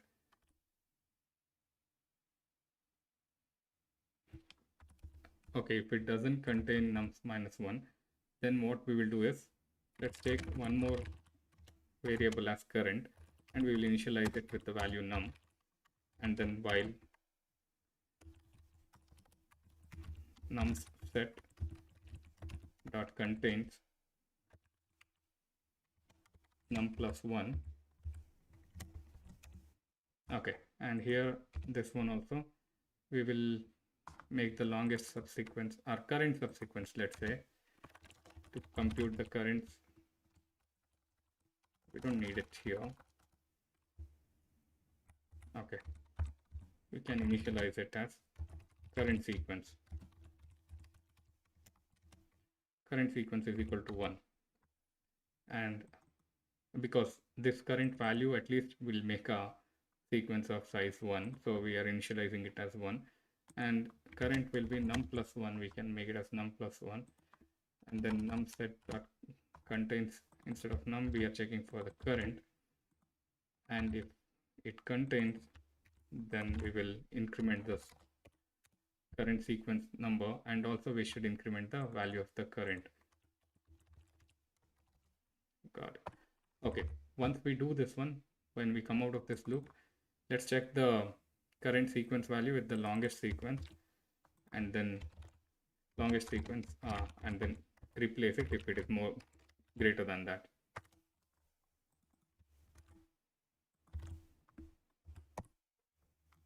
Okay, and then let's return the longest sequence, and we can remove this commented code. Yeah,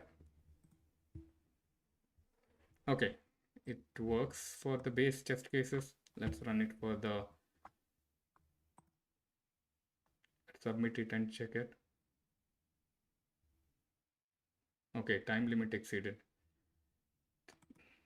So let's add this test case. So is there a scope for optimizing it? So where are we missing, or what are we missing here? So we added it to a num set, all the elements, and then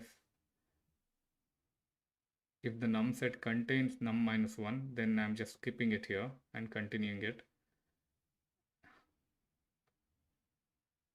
Then current is equal to num plus 1, and then I need to keep checking. I have been checking along if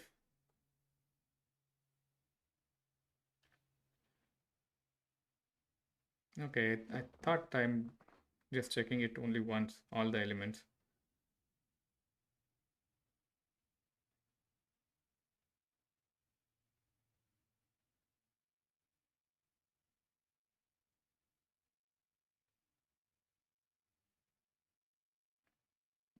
What other optimizations that we can perform here? Am I missing anything?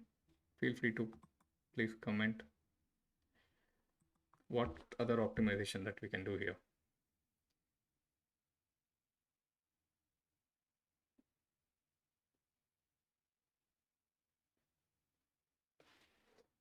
This one we can just do num doesn't contain num minus 1. Then do all these things.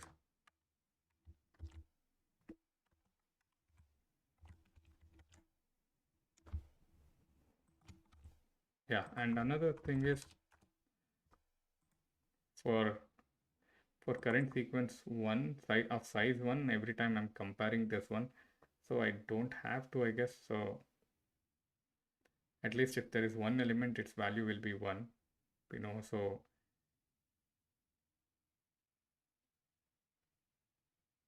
this comparison we can remove somehow.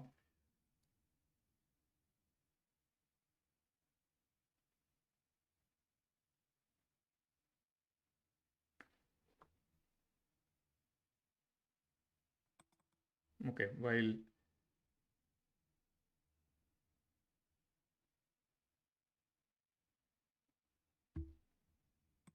let's check this. Let's make it as, okay, if it doesn't contain num minus 1 and if it contains num plus 1, then only let's do this. And if it contains num plus 1,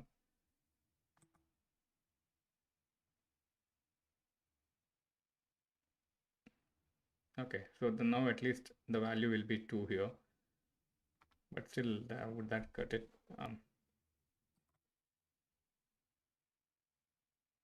Avoided 2 unnecessary cases, but that might not be good enough. What else we can do? So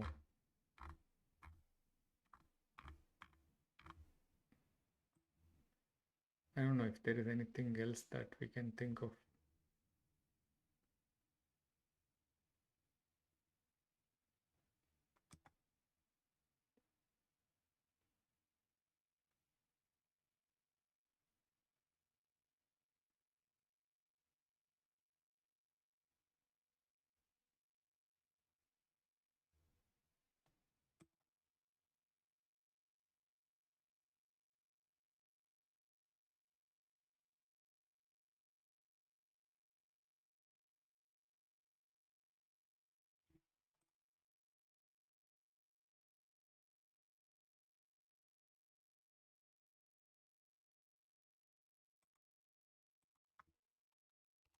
Let's start with this one.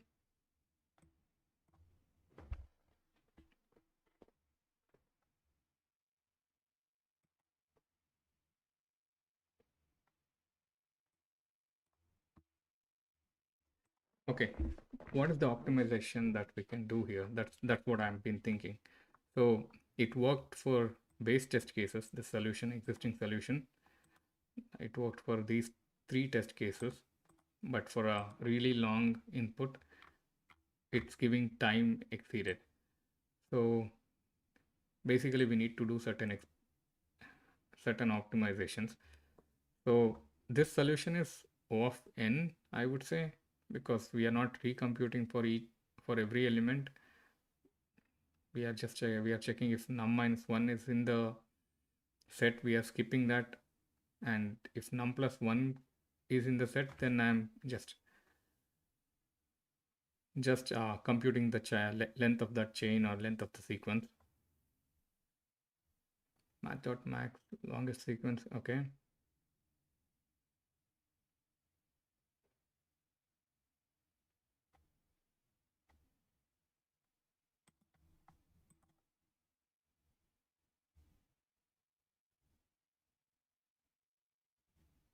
might have. Okay, I made some code change, so this didn't work for this one also. So let's just revert it back to num plus 1, and we can initiate from 1 because we know that.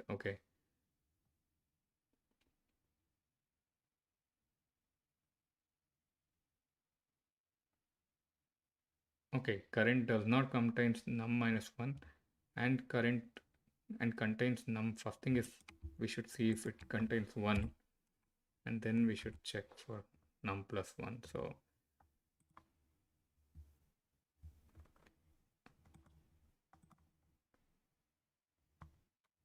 yeah, so we are checking num minus 1 is not in the set and it contains the current num, and then we will have to keep going and checking for num plus 1.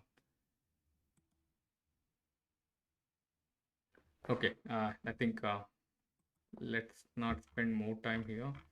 I'll look into the solution. I don't see anything in suggestions in the comment as well, so it might not be so obvious. Okay, let's see the solution. Brute force O of n cube, not a chance. Sorting, yes, we know sorting approach can be O of n log n, but we do not need that. Hash set and intelligent sequence. Let's see this one. This sounds interesting. It turns out that our initial brute force solution was on the right track, but missing a few optimizations necessary to reach O of n time complexity. This optimized algorithm contains only 2 changes from the brute force approach. The numbers are stored in a hash set or set in Python. Okay, that's what we have been doing. Allow O of 1 lookups, and we only attempt to build sequences from the numbers. Got it? From the numbers that are not already part of the longer sequence. Okay. This is accomplished by first ensuring that the number that would immediately precede the number in a sequence is not present. Okay, we made sure that one num set dot doesn't contain num minus 1 is not present, as the number would necessarily be a part of longer sequence. Okay, got it. So we took a hash set of integer as in our case. They have been taking the same thing, and then okay, they are populating the hash set, and then longest streak they made it as 0 initialized, and they are iterating through the num set. And if the num set doesn't contain num minus 1, then going through this one. Okay, num set would contain this one anyway, because we are adding all the elements, all the num elements to num set, so we don't have to check that one. Int current is equal to num plus 1. Okay, current is equal to num plus 1, current sequence is equal to 1.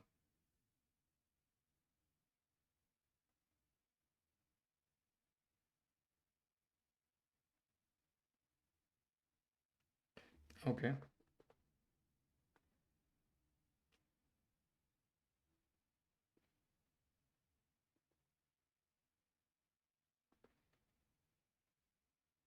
Okay, they have added as num and checking for the next element. I have added current itself as num plus 1, and I'm checking for the current. So both are same approaches. But I think the difference was I removed one check here, which was unnecessary. And then current is equal to current plus 1, that I'm making as well. And the same thing. Doesn't look like any different here.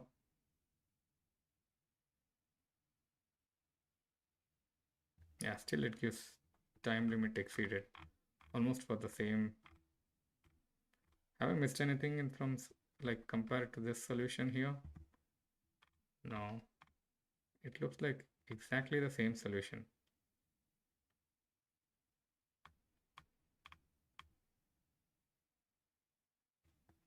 Current sequence plus plus, current plus plus.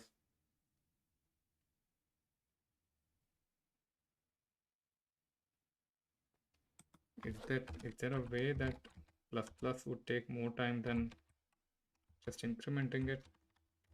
Is that possible?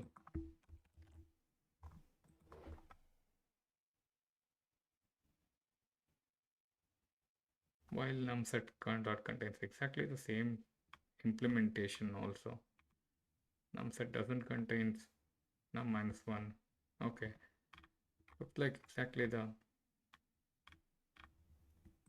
same approach. Okay. So the editorial solution is also not working. Let's see. I copied that solution and just pasted it as it is. And let me comment my solution. accepts it now? That is confusing more. How? What was different? Let's look into it carefully now. What have I missed? Okay, int nums longest subsequent, we have initialized it as, okay, longest string is equal to 0, same line. Set of integer num set, new hash set of integer. For integer nums set dot add nums. Okay, we added everything. And then for integer numbers from, okay, they're iterating from the num set. I'm iterating from the array here. Would that make a difference? Or should that make a difference? It should not. If iterating through a set, is that more performant in Java? That's not sure. If num set doesn't contain, or if num set doesn't contain num minus 1, then current is equal to num, current sequence is equal to 1, while num set dot contains current plus 1, current sequence plus, okay, current streak plus 1, and longest is equal to, okay. There's no difference at all, other than, yeah, I was iterating through the nums array instead of num set. Okay, possible that there were a lot of duplicate values in this.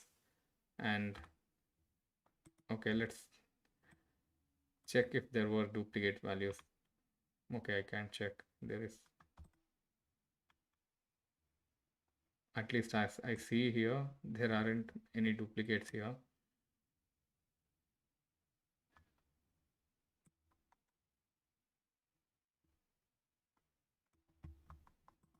Let's run this one. Okay, it works. Iterating through hash set. Interesting. So let me check. Is iterating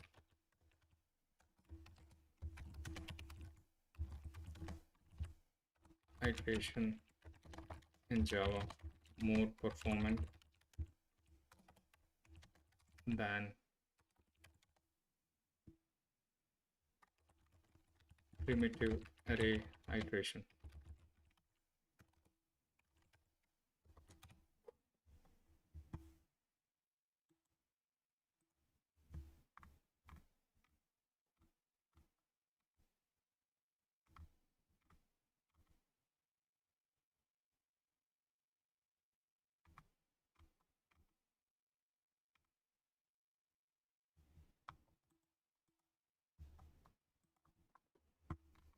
It's interesting. Hash set gives you of one contains method but doesn't preserve order. That all that we know.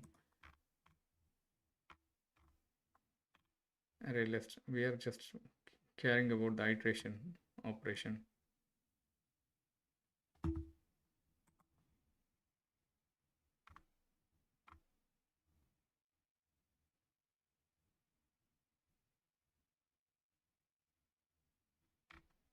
Okay, we will end up getting into a rabbit hole if we keep looking into this.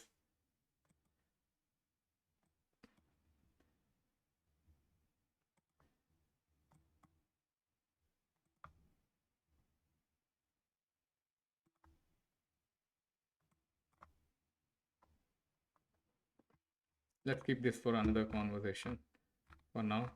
Okay, the only difference from our solution and that editorial solution that worked was basically I was iterating through this primitive array and the suggested solution had iteration through that set. Yeah, one thing I can think of is there can be duplicate entries in that one.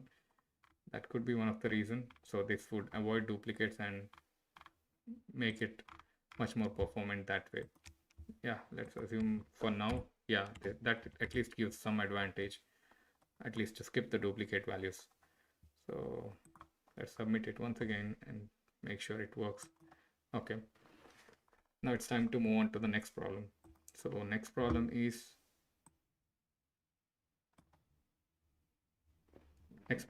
top k frequent elements. top k frequent elements. Okay. So I think we had looked into this problem recently. Okay, but we can solve it again.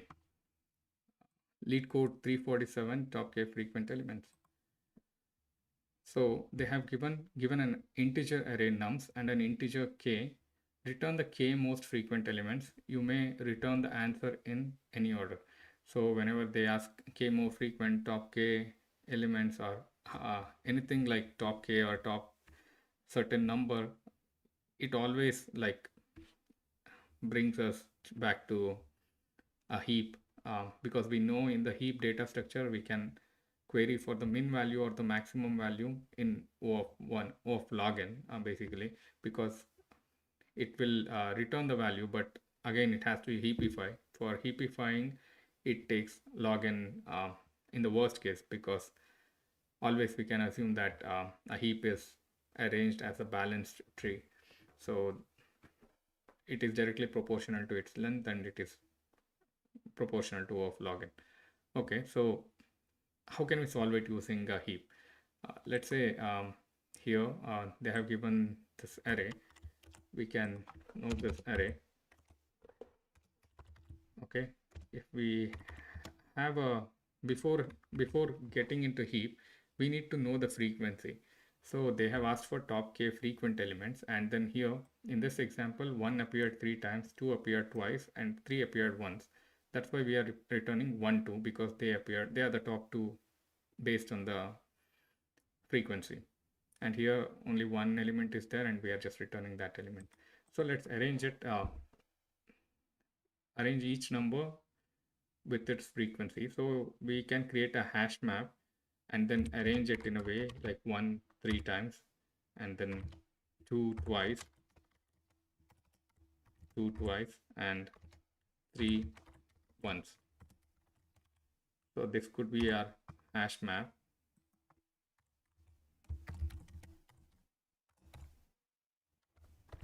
Okay, after this is done, we need to have a priority queue.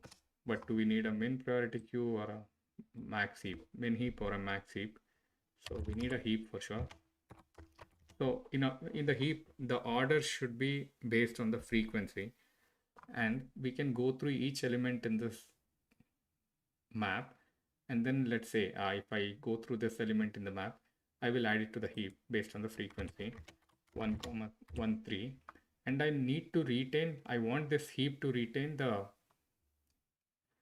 all the topmost elements, and I think I can have of size k. I can restrict it to always size k, so that it is performant as well. So when it is size k, all the operations would be O of log k instead of O of log n, because we have restricted the size to k.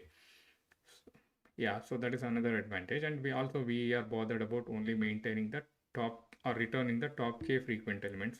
We don't care about the rest of the elements, so that should be fine. So okay, we restricted it to size k. I'll explain how we can restrict it without initializing in the beginning. So 1 as 3. We still haven't decided whether we need a min heap or a max heap. And then the next element is 2, 2 and 2. So now I look like the heap has the top as 3, which is frequency of this one. Irrespective it's a min heap or a max heap, this is only one element is there. So now I come across 2, 2. So I will be adding that one also. I don't know still it is min heap or a max heap. And then I come across this 3, 1. So when I have have an element with frequency 2, and when I have an element with frequency 3, I don't want another element with frequency 1, frequency less than these two. I have the top 2 elements or top k elements here. So in order to restrict that, all I need to do is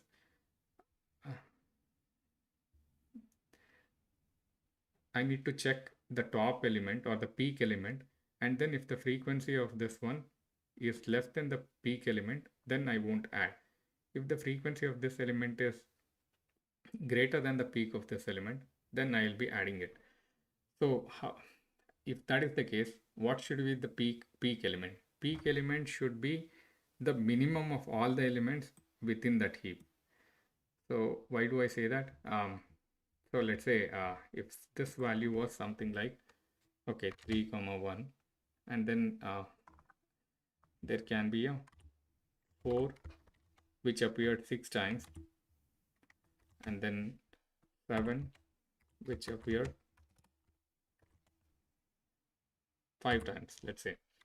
If this was the case, after this 2 okay, I come next element that we come across is 4 which appears 6 times. Now I'll compare it with the top element, which is either of this. I will be just adding it and removing. I would need to remove the element with frequency less than this, or frequency, minimum frequency, not just less than this, the minimum frequency among these, until the element size is k, or the heap size is k. So how can I remove this? When that element is at the top, when that minimum element is at the top, it's easy to pull it and remove it. So if 2 is at the top, I mean the element with frequency 2 is at the top, it's easy to remove it. So what should we do? So if we need 2 should be at the top, that should be a min heap. So now that is fixed. We deduce that this should be a min heap, and then we can remove this 2 which is at the top, because the size of the heap became greater than k. And then again, now we have the minimum element, like whatever with frequency 3 and whatever with frequency 6. 3 is at the top, and next element is with frequency 5. So what we will do, we will just add that one as well. So 7 with frequency 5 would be in the heap, would be added to the heap, and then again the size of the heap became greater than k, we'll return the minimum element. So once the iteration is done, we are remained with the we are left with the heap with a size k, and we can return all the values or all the keys in that heap. Those are the top k frequent elements. They haven't asked it in any order, so yeah, we can just return all the elements as it is. So first thing, as we discussed, map of, let's arrange the numbers in the order of frequency, or group the elements in the order of frequency. So how do we group it? Num frequencies,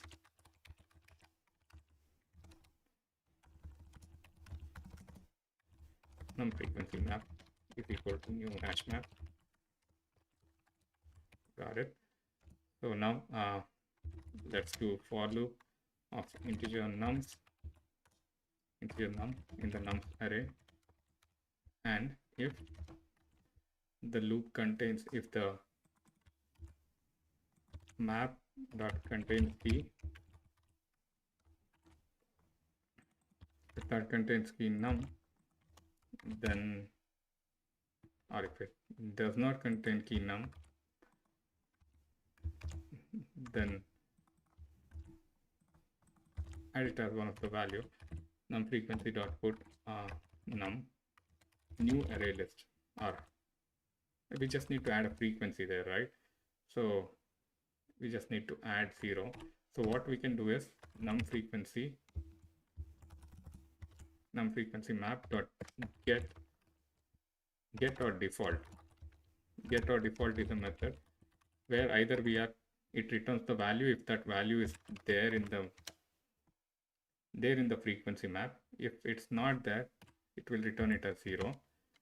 And either way, I'll put the value by incrementing it. So I don't even have to check it here. So for every item that we have, I'm coming here, I'm trying to get the value if that is already in the map. If there is a value, I'll just increment it. If there's no value, I'll add 0 to that, and then I'll increment it as 1, frequency 1. So now we have the map with the frequencies. So now the next thing that we need to do is, for heap, we need to initialize the priority queues. That is min priority queue. Priority queue.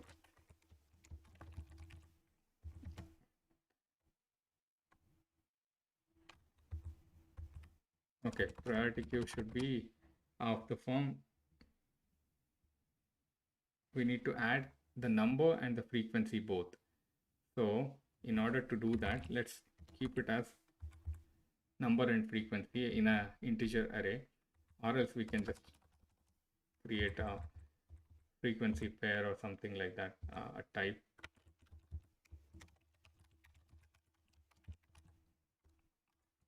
Class frequency pair in num in frequency, like this simply, and then this will be of type frequency pair. We just need to add a constructor as well if we do this. Public frequency pair. Let's create the constructor with the value num int n and int f, and this dot number is equal to n, and this dot frequency equal to f. So we are done with that, bootstrapping a new type. Let's get this one below here,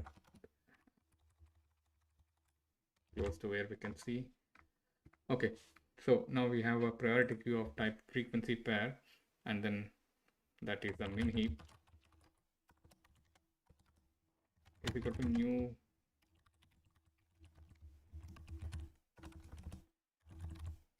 priority queue. Okay, so and then in the new priority queue, like we need to pass the custom comparator. So the comparator checks the frequency and arranges the heap based on the frequency. So now if two elements are given, of two elements of type frequency pair are given, so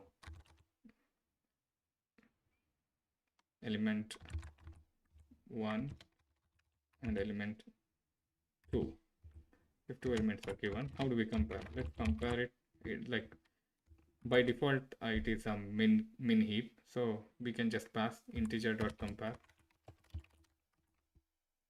element 1 dot frequency, comma element 2 dot frequency.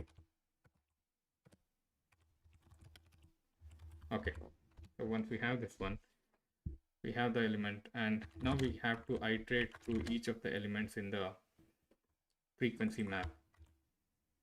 Int key frequency map dot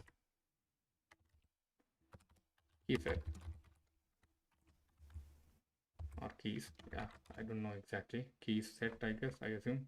Yeah, key set. I'm iterating through each of those elements, and if num frequency map dot get key,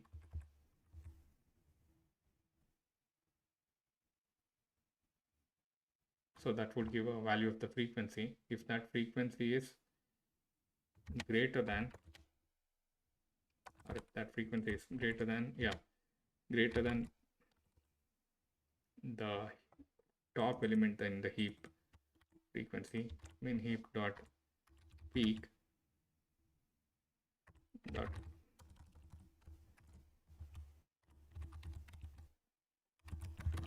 if that is greater than the min heap's peak frequency, then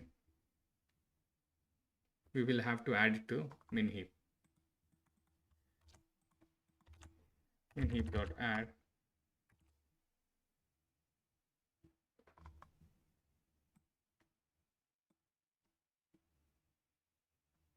okay, in order to add to the min heap, it should be a new frequency pair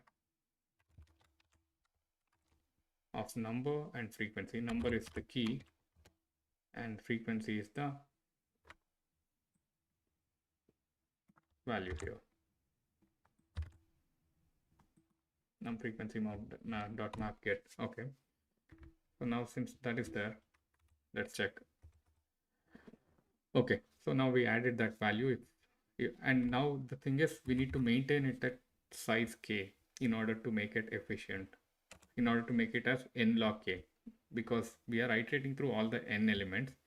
In the worst case, if the frequencies are like if they are like distinct elements in the array, and if they have frequency 1 in the majority, so the worst case is n. We are iterating through n elements in this loop, and then log n, it would be log n if we add all the elements in the heap. So we need to cut down if the size of the min heap dot size is greater than k, then we just have to, we don't need that those values, so we can just pop it out and remove it. Poll, I guess, in this one.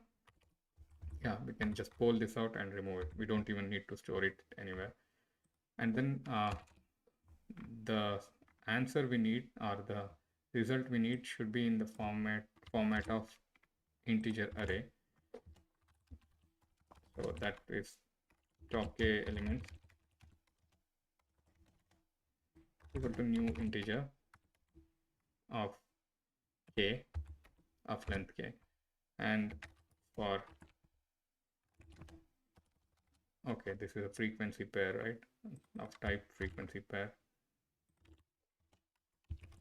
Let's call it as pair. And then okay, and then that should be num frequencies, sorry, min heap. That would be min heap. We are iterating through min heap, and we will be adding it to top k elements of index is equal to pair dot tail dot num, not the frequency. And we need something to put the index, and also we need to increment the index. Let's return the top k element after this. Okay, that should do it. Let's run it for the base cases here first. Top k elements, not element.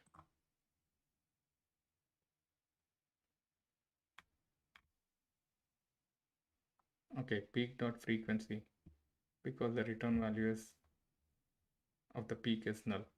Okay, so that is one thing we didn't address. So here I'm checking with the peak frequency, but I haven't checked if the min heap is not null. So min heap dot is empty or is not empty, that we need to check, because initially min heap will start with the empty. We are starting with the empty min heap, and then we keep adding it to that. So if min heap is not empty and this one,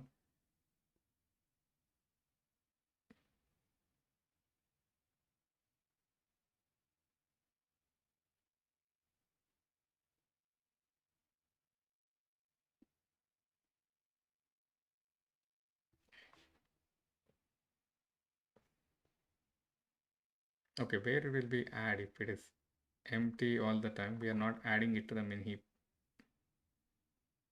We are never adding it to the min heap, right? If it is not empty, then only we are adding it. First time it will be empty. So that will also result in a wrong answer, because nothing is added here. So 0 0. No. So that is the default value here. So now the thing is,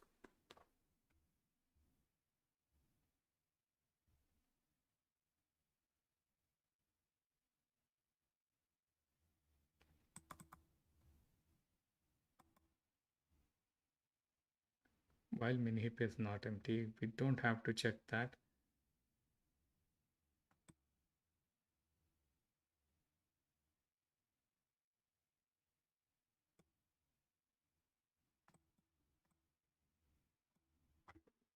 Okay, what we can do is, if min heap dot is empty, then just add it away. Then just add it as it is, and then continue. Or else what we can do is, we can have all this in the else statement. Yeah, when it is empty, we don't even have to see that we need to poll or anything.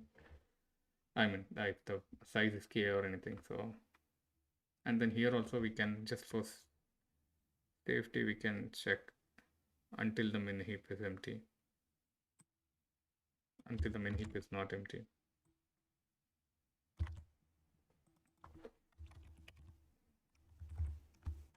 Yeah, while the min heap is not empty, we will keep adding it to the result list. Pair.num, pair.num. That's the value.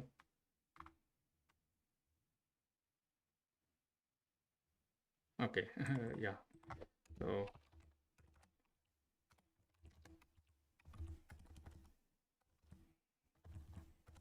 what we can do is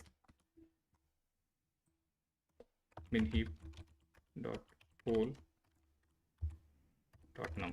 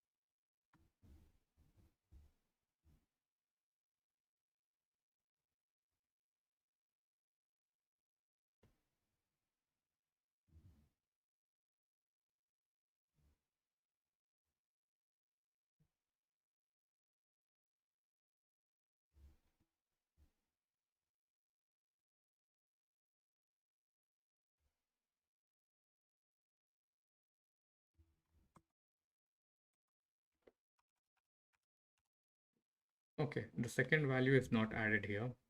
I've just added one. Why? Let's see.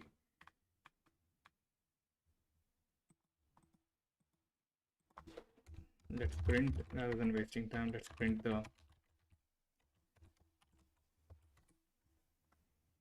num frequency map if that is populated with expected. Okay, 1 3 times, 2 twice, and 3 once. So that is all right. So we can remove that. So now once the frequency is populated, we have the min heap, new priority queue, element 1, element 2 integer dot comparing, element 1 dot frequency, element 2 dot frequency. So this comparison is looks right. Okay, and then I'm iterating through each of the elements in the num frequency map with the key set. And then if min heap is empty, then I'm just adding that frequency and the number, that frequency pair into min heap. If it is not empty, then I need to check if the num frequency. Okay, so yeah, every time if it is not empty, I'm checking if it is greater than that min value in that greater than the min value in that hash map. Sorry, yeah, greater than the min value in that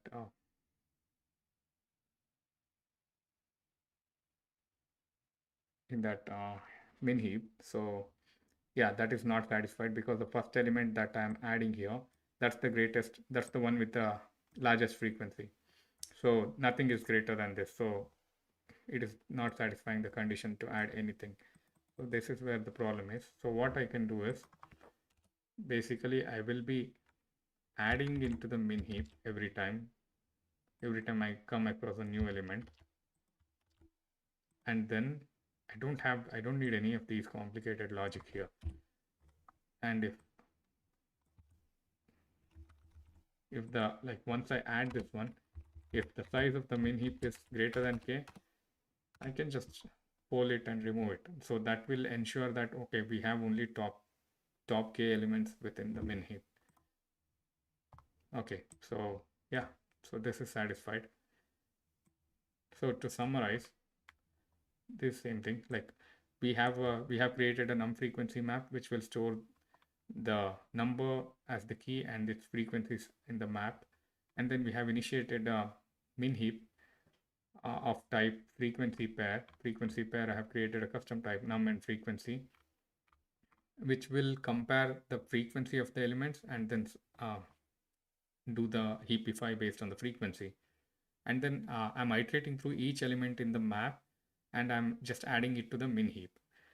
After that, if the size of the min heap is greater than k, whenever the size of the min heap exceeds k, or it overflows than k, then I'll just poll it and remove it out of the min heap. So that will ensure that this is always O of log k, and we are performing it n times. So that will become O of n log k as the runtime for the overall solution. Okay, once we are done with this loop, we will have the top k elements in the min heap. We are just converting it into a integer array format and just outputting this. Let's submit this and see. Okay, that works. So yeah, so this is a good solution. I think we have some instantiation of those logic here. If we had taken a primitive type like integer array, where in the 0th index we store the number, and in the first index we store the frequency, then it would have been much more performant. But I think this is much neater. And here we could see a priority queue initialized based on a custom type and based on a custom value as well. Yeah, so we can move on to the next problem. This is over. So yeah, let's see the agenda once, what we are left with. We did the longest consecutive subsequence, and we are done with the top k frequent elements also. Okay, container with most water. Let's do this one, and then we can take a longer break, or we can end the stream and we can start it in a couple of hours. Is anybody watching? Let me know if you have any questions, or post it after the stream as well. When you rewatch it, I will make sure to answer any questions that you have. And also you can comment, or just I'm not sure if YouTube allows you to post in some others. Oh, nice. Welcome, Adam. Yeah, I think we are almost in the, like, we are at the last problem. So for this session, I think you asked about subsequence, or those kind of problems. I think these are the problems that we solved. Just to inform you, we solved a maximum subarray, that is like a subarray problem, I guess, that you were asking about. We solved the longest consecutive subsequence problem, and then yeah, those are the two. And this container with most water, this is also like I think like a 2-pointer problem, or a subarray problem. So yeah, we will be solving it now. Yeah, but if you have any questions, feel free to post it as a comment. I'll try to address it in the next stream, or I'll reply in the comment itself.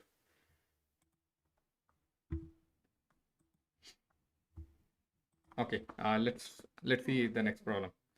Problem number LeetCode 11, container with most water. You are given an integer. It's a medium problem, LeetCode medium problem. You are given an integer array, height of length n.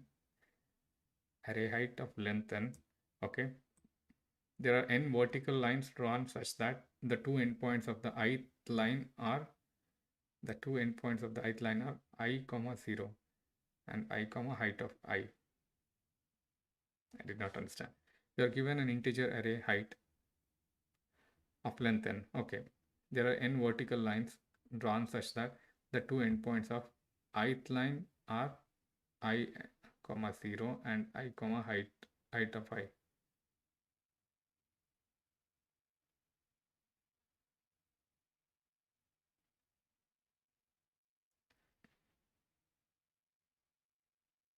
Oh, two endpoints of the vertical line. Okay.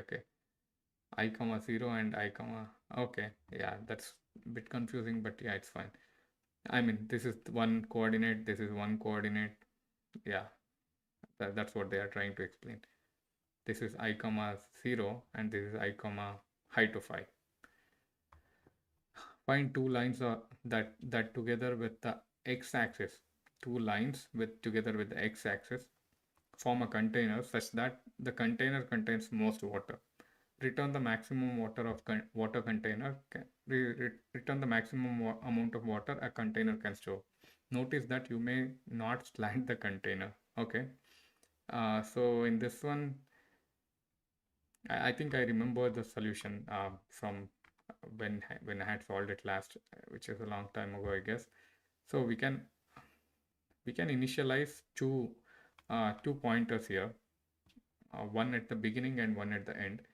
So between any 2 points, the maximum water that we can store is uh, the length will be, like if I consider this first line and the last line here, first line is of value 1 and last line is of value 7. So it can make a container with height 1 only. With the height minimum of these two lines. So minimum of these two lines is 1. So it forms a container of height 1, and width is more because this is the first one and this is the last one. So and the what they have asked, maximum amount of water in water the container can store. Okay, and okay, here in the example they have given how to compute that. The above vertical lines are represented by array these things. In this case, the max area of water. Okay, we are returning it in the format of area. Area is nothing but length versus spread. So in this case, max area of water the container can contain is 49 because, okay, obvious reason. For let's say this container from 1 to 8, the length is 1, 3, 6, 9. This is of length 9. So 8th index to 0th index, 8 minus 0 is 8. 8 cross 1, the height of this one is 1. 8 cross 1 is 8. So the area here is 8. So now what should we do to increment the area somehow? So we are focused on finding the max container. So if we reduce the last one, that is not going to increase our area stored anyhow, because our height will be the minimum of these of any two vertical lines. So the first one remained at 1. So any height we get for the other line, we will be remaining at 1 as the height. So what should we do is we should increment the minimum one. Like if the first one is the lower one, then we should increment it. If the last one was the lower one, we should have decremented that. So we should keep the pointer closer that way. Whichever is the smaller one, we will change the value of that one. So we will keep following that logic, and we will keep computing the area, and we will return the maximum area. So let's say int max area is, okay, that is the max area is the problem name. Max area, yeah, I think that should be fine, is equal to 0. Let's name it as max area is 0, and then we can define a index called left is equal to 0, 0th index, and yeah, right is the height dot length minus 1, so the total elements minus 1, and then we will iterate through that, while left is less than right. Yeah, while less, we cannot make a container with only one line, so left has to be less than right, and then we at the end we are returning the max area only. Okay, here what should we do? Int min height is equal to height of left.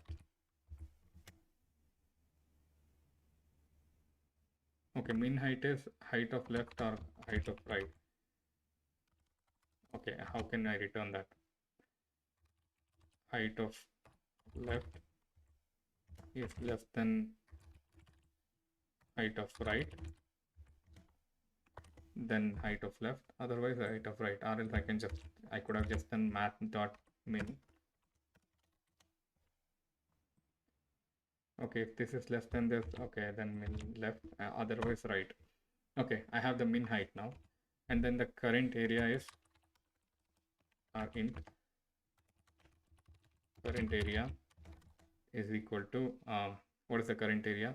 That should be equal to min height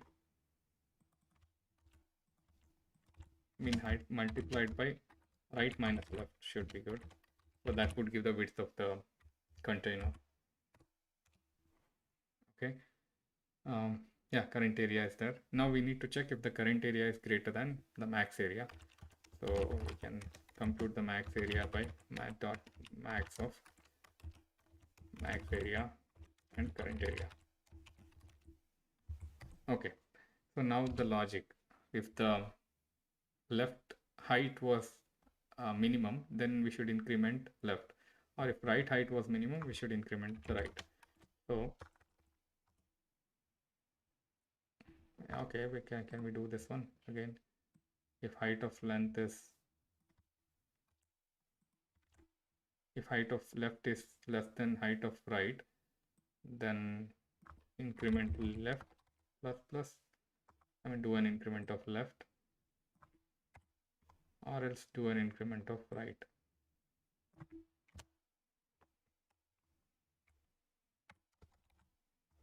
I'm not sure if this is not assignment, but whether it will work or not. Okay, let's run it and check.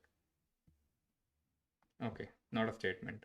So let's do a if condition. If height of left is less than height of right, then do left plus plus,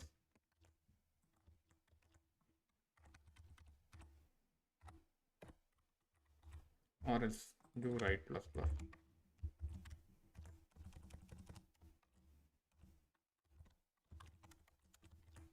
Sorry, it should be right minus minus. We should decrement the right. Okay, it worked for the base cases. Return 49 and return 1 here. Let's submit this and see. It works. Yeah, so nothing else to do.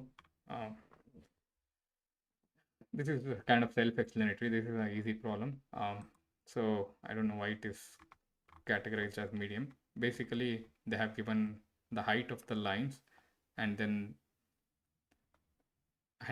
we can consider the distance as single unit. We need to consider the maximum area that we can form with two lines, and then considering the distance between them. So we are initializing a left variable as 0 and right variable as the last element, and the total elements minus 1, or total lines minus 1. And while left is less than right, I'll keep iterating through that. Basically from left, I'll keep comparing the right and left, and I'll keep shrinking the distance. So first thing is I compared the minimum. I calculated the minimum height. Minimum height among these two is this one. The height was 1, and I'll compute the current area as 1 cross 8 minus 0. So 1 cross 8. So the current area will be 8. So max area is replaced as 8. Max area was initialized as 0. It will become 8. Now I'm checking if the height of the left is less than height of the right. Height of the left is less actually. So I'll increment that. And then height of this one, height of the left became 8. So this one 8, and height of the right is 7. So so the minimum of those two is 7. So minimum height is 7, but the distance between them is 8 minus 1, 7. So 7 cross 7, current area becomes 49, and max area is replaced with 49 now. Now I'll again check. Height of the left is less than height of the right. No, height of the left is greater. So I'll decrement the right value. So right will come here, and again right will come here. This could be a contender. This has the width 8, so height increased. The length 8. So min height itself is 8. But the problem is this was 8, 7, 6. This is the sixth index, and 6 minus 1, so 5. 5 cross total height is 8.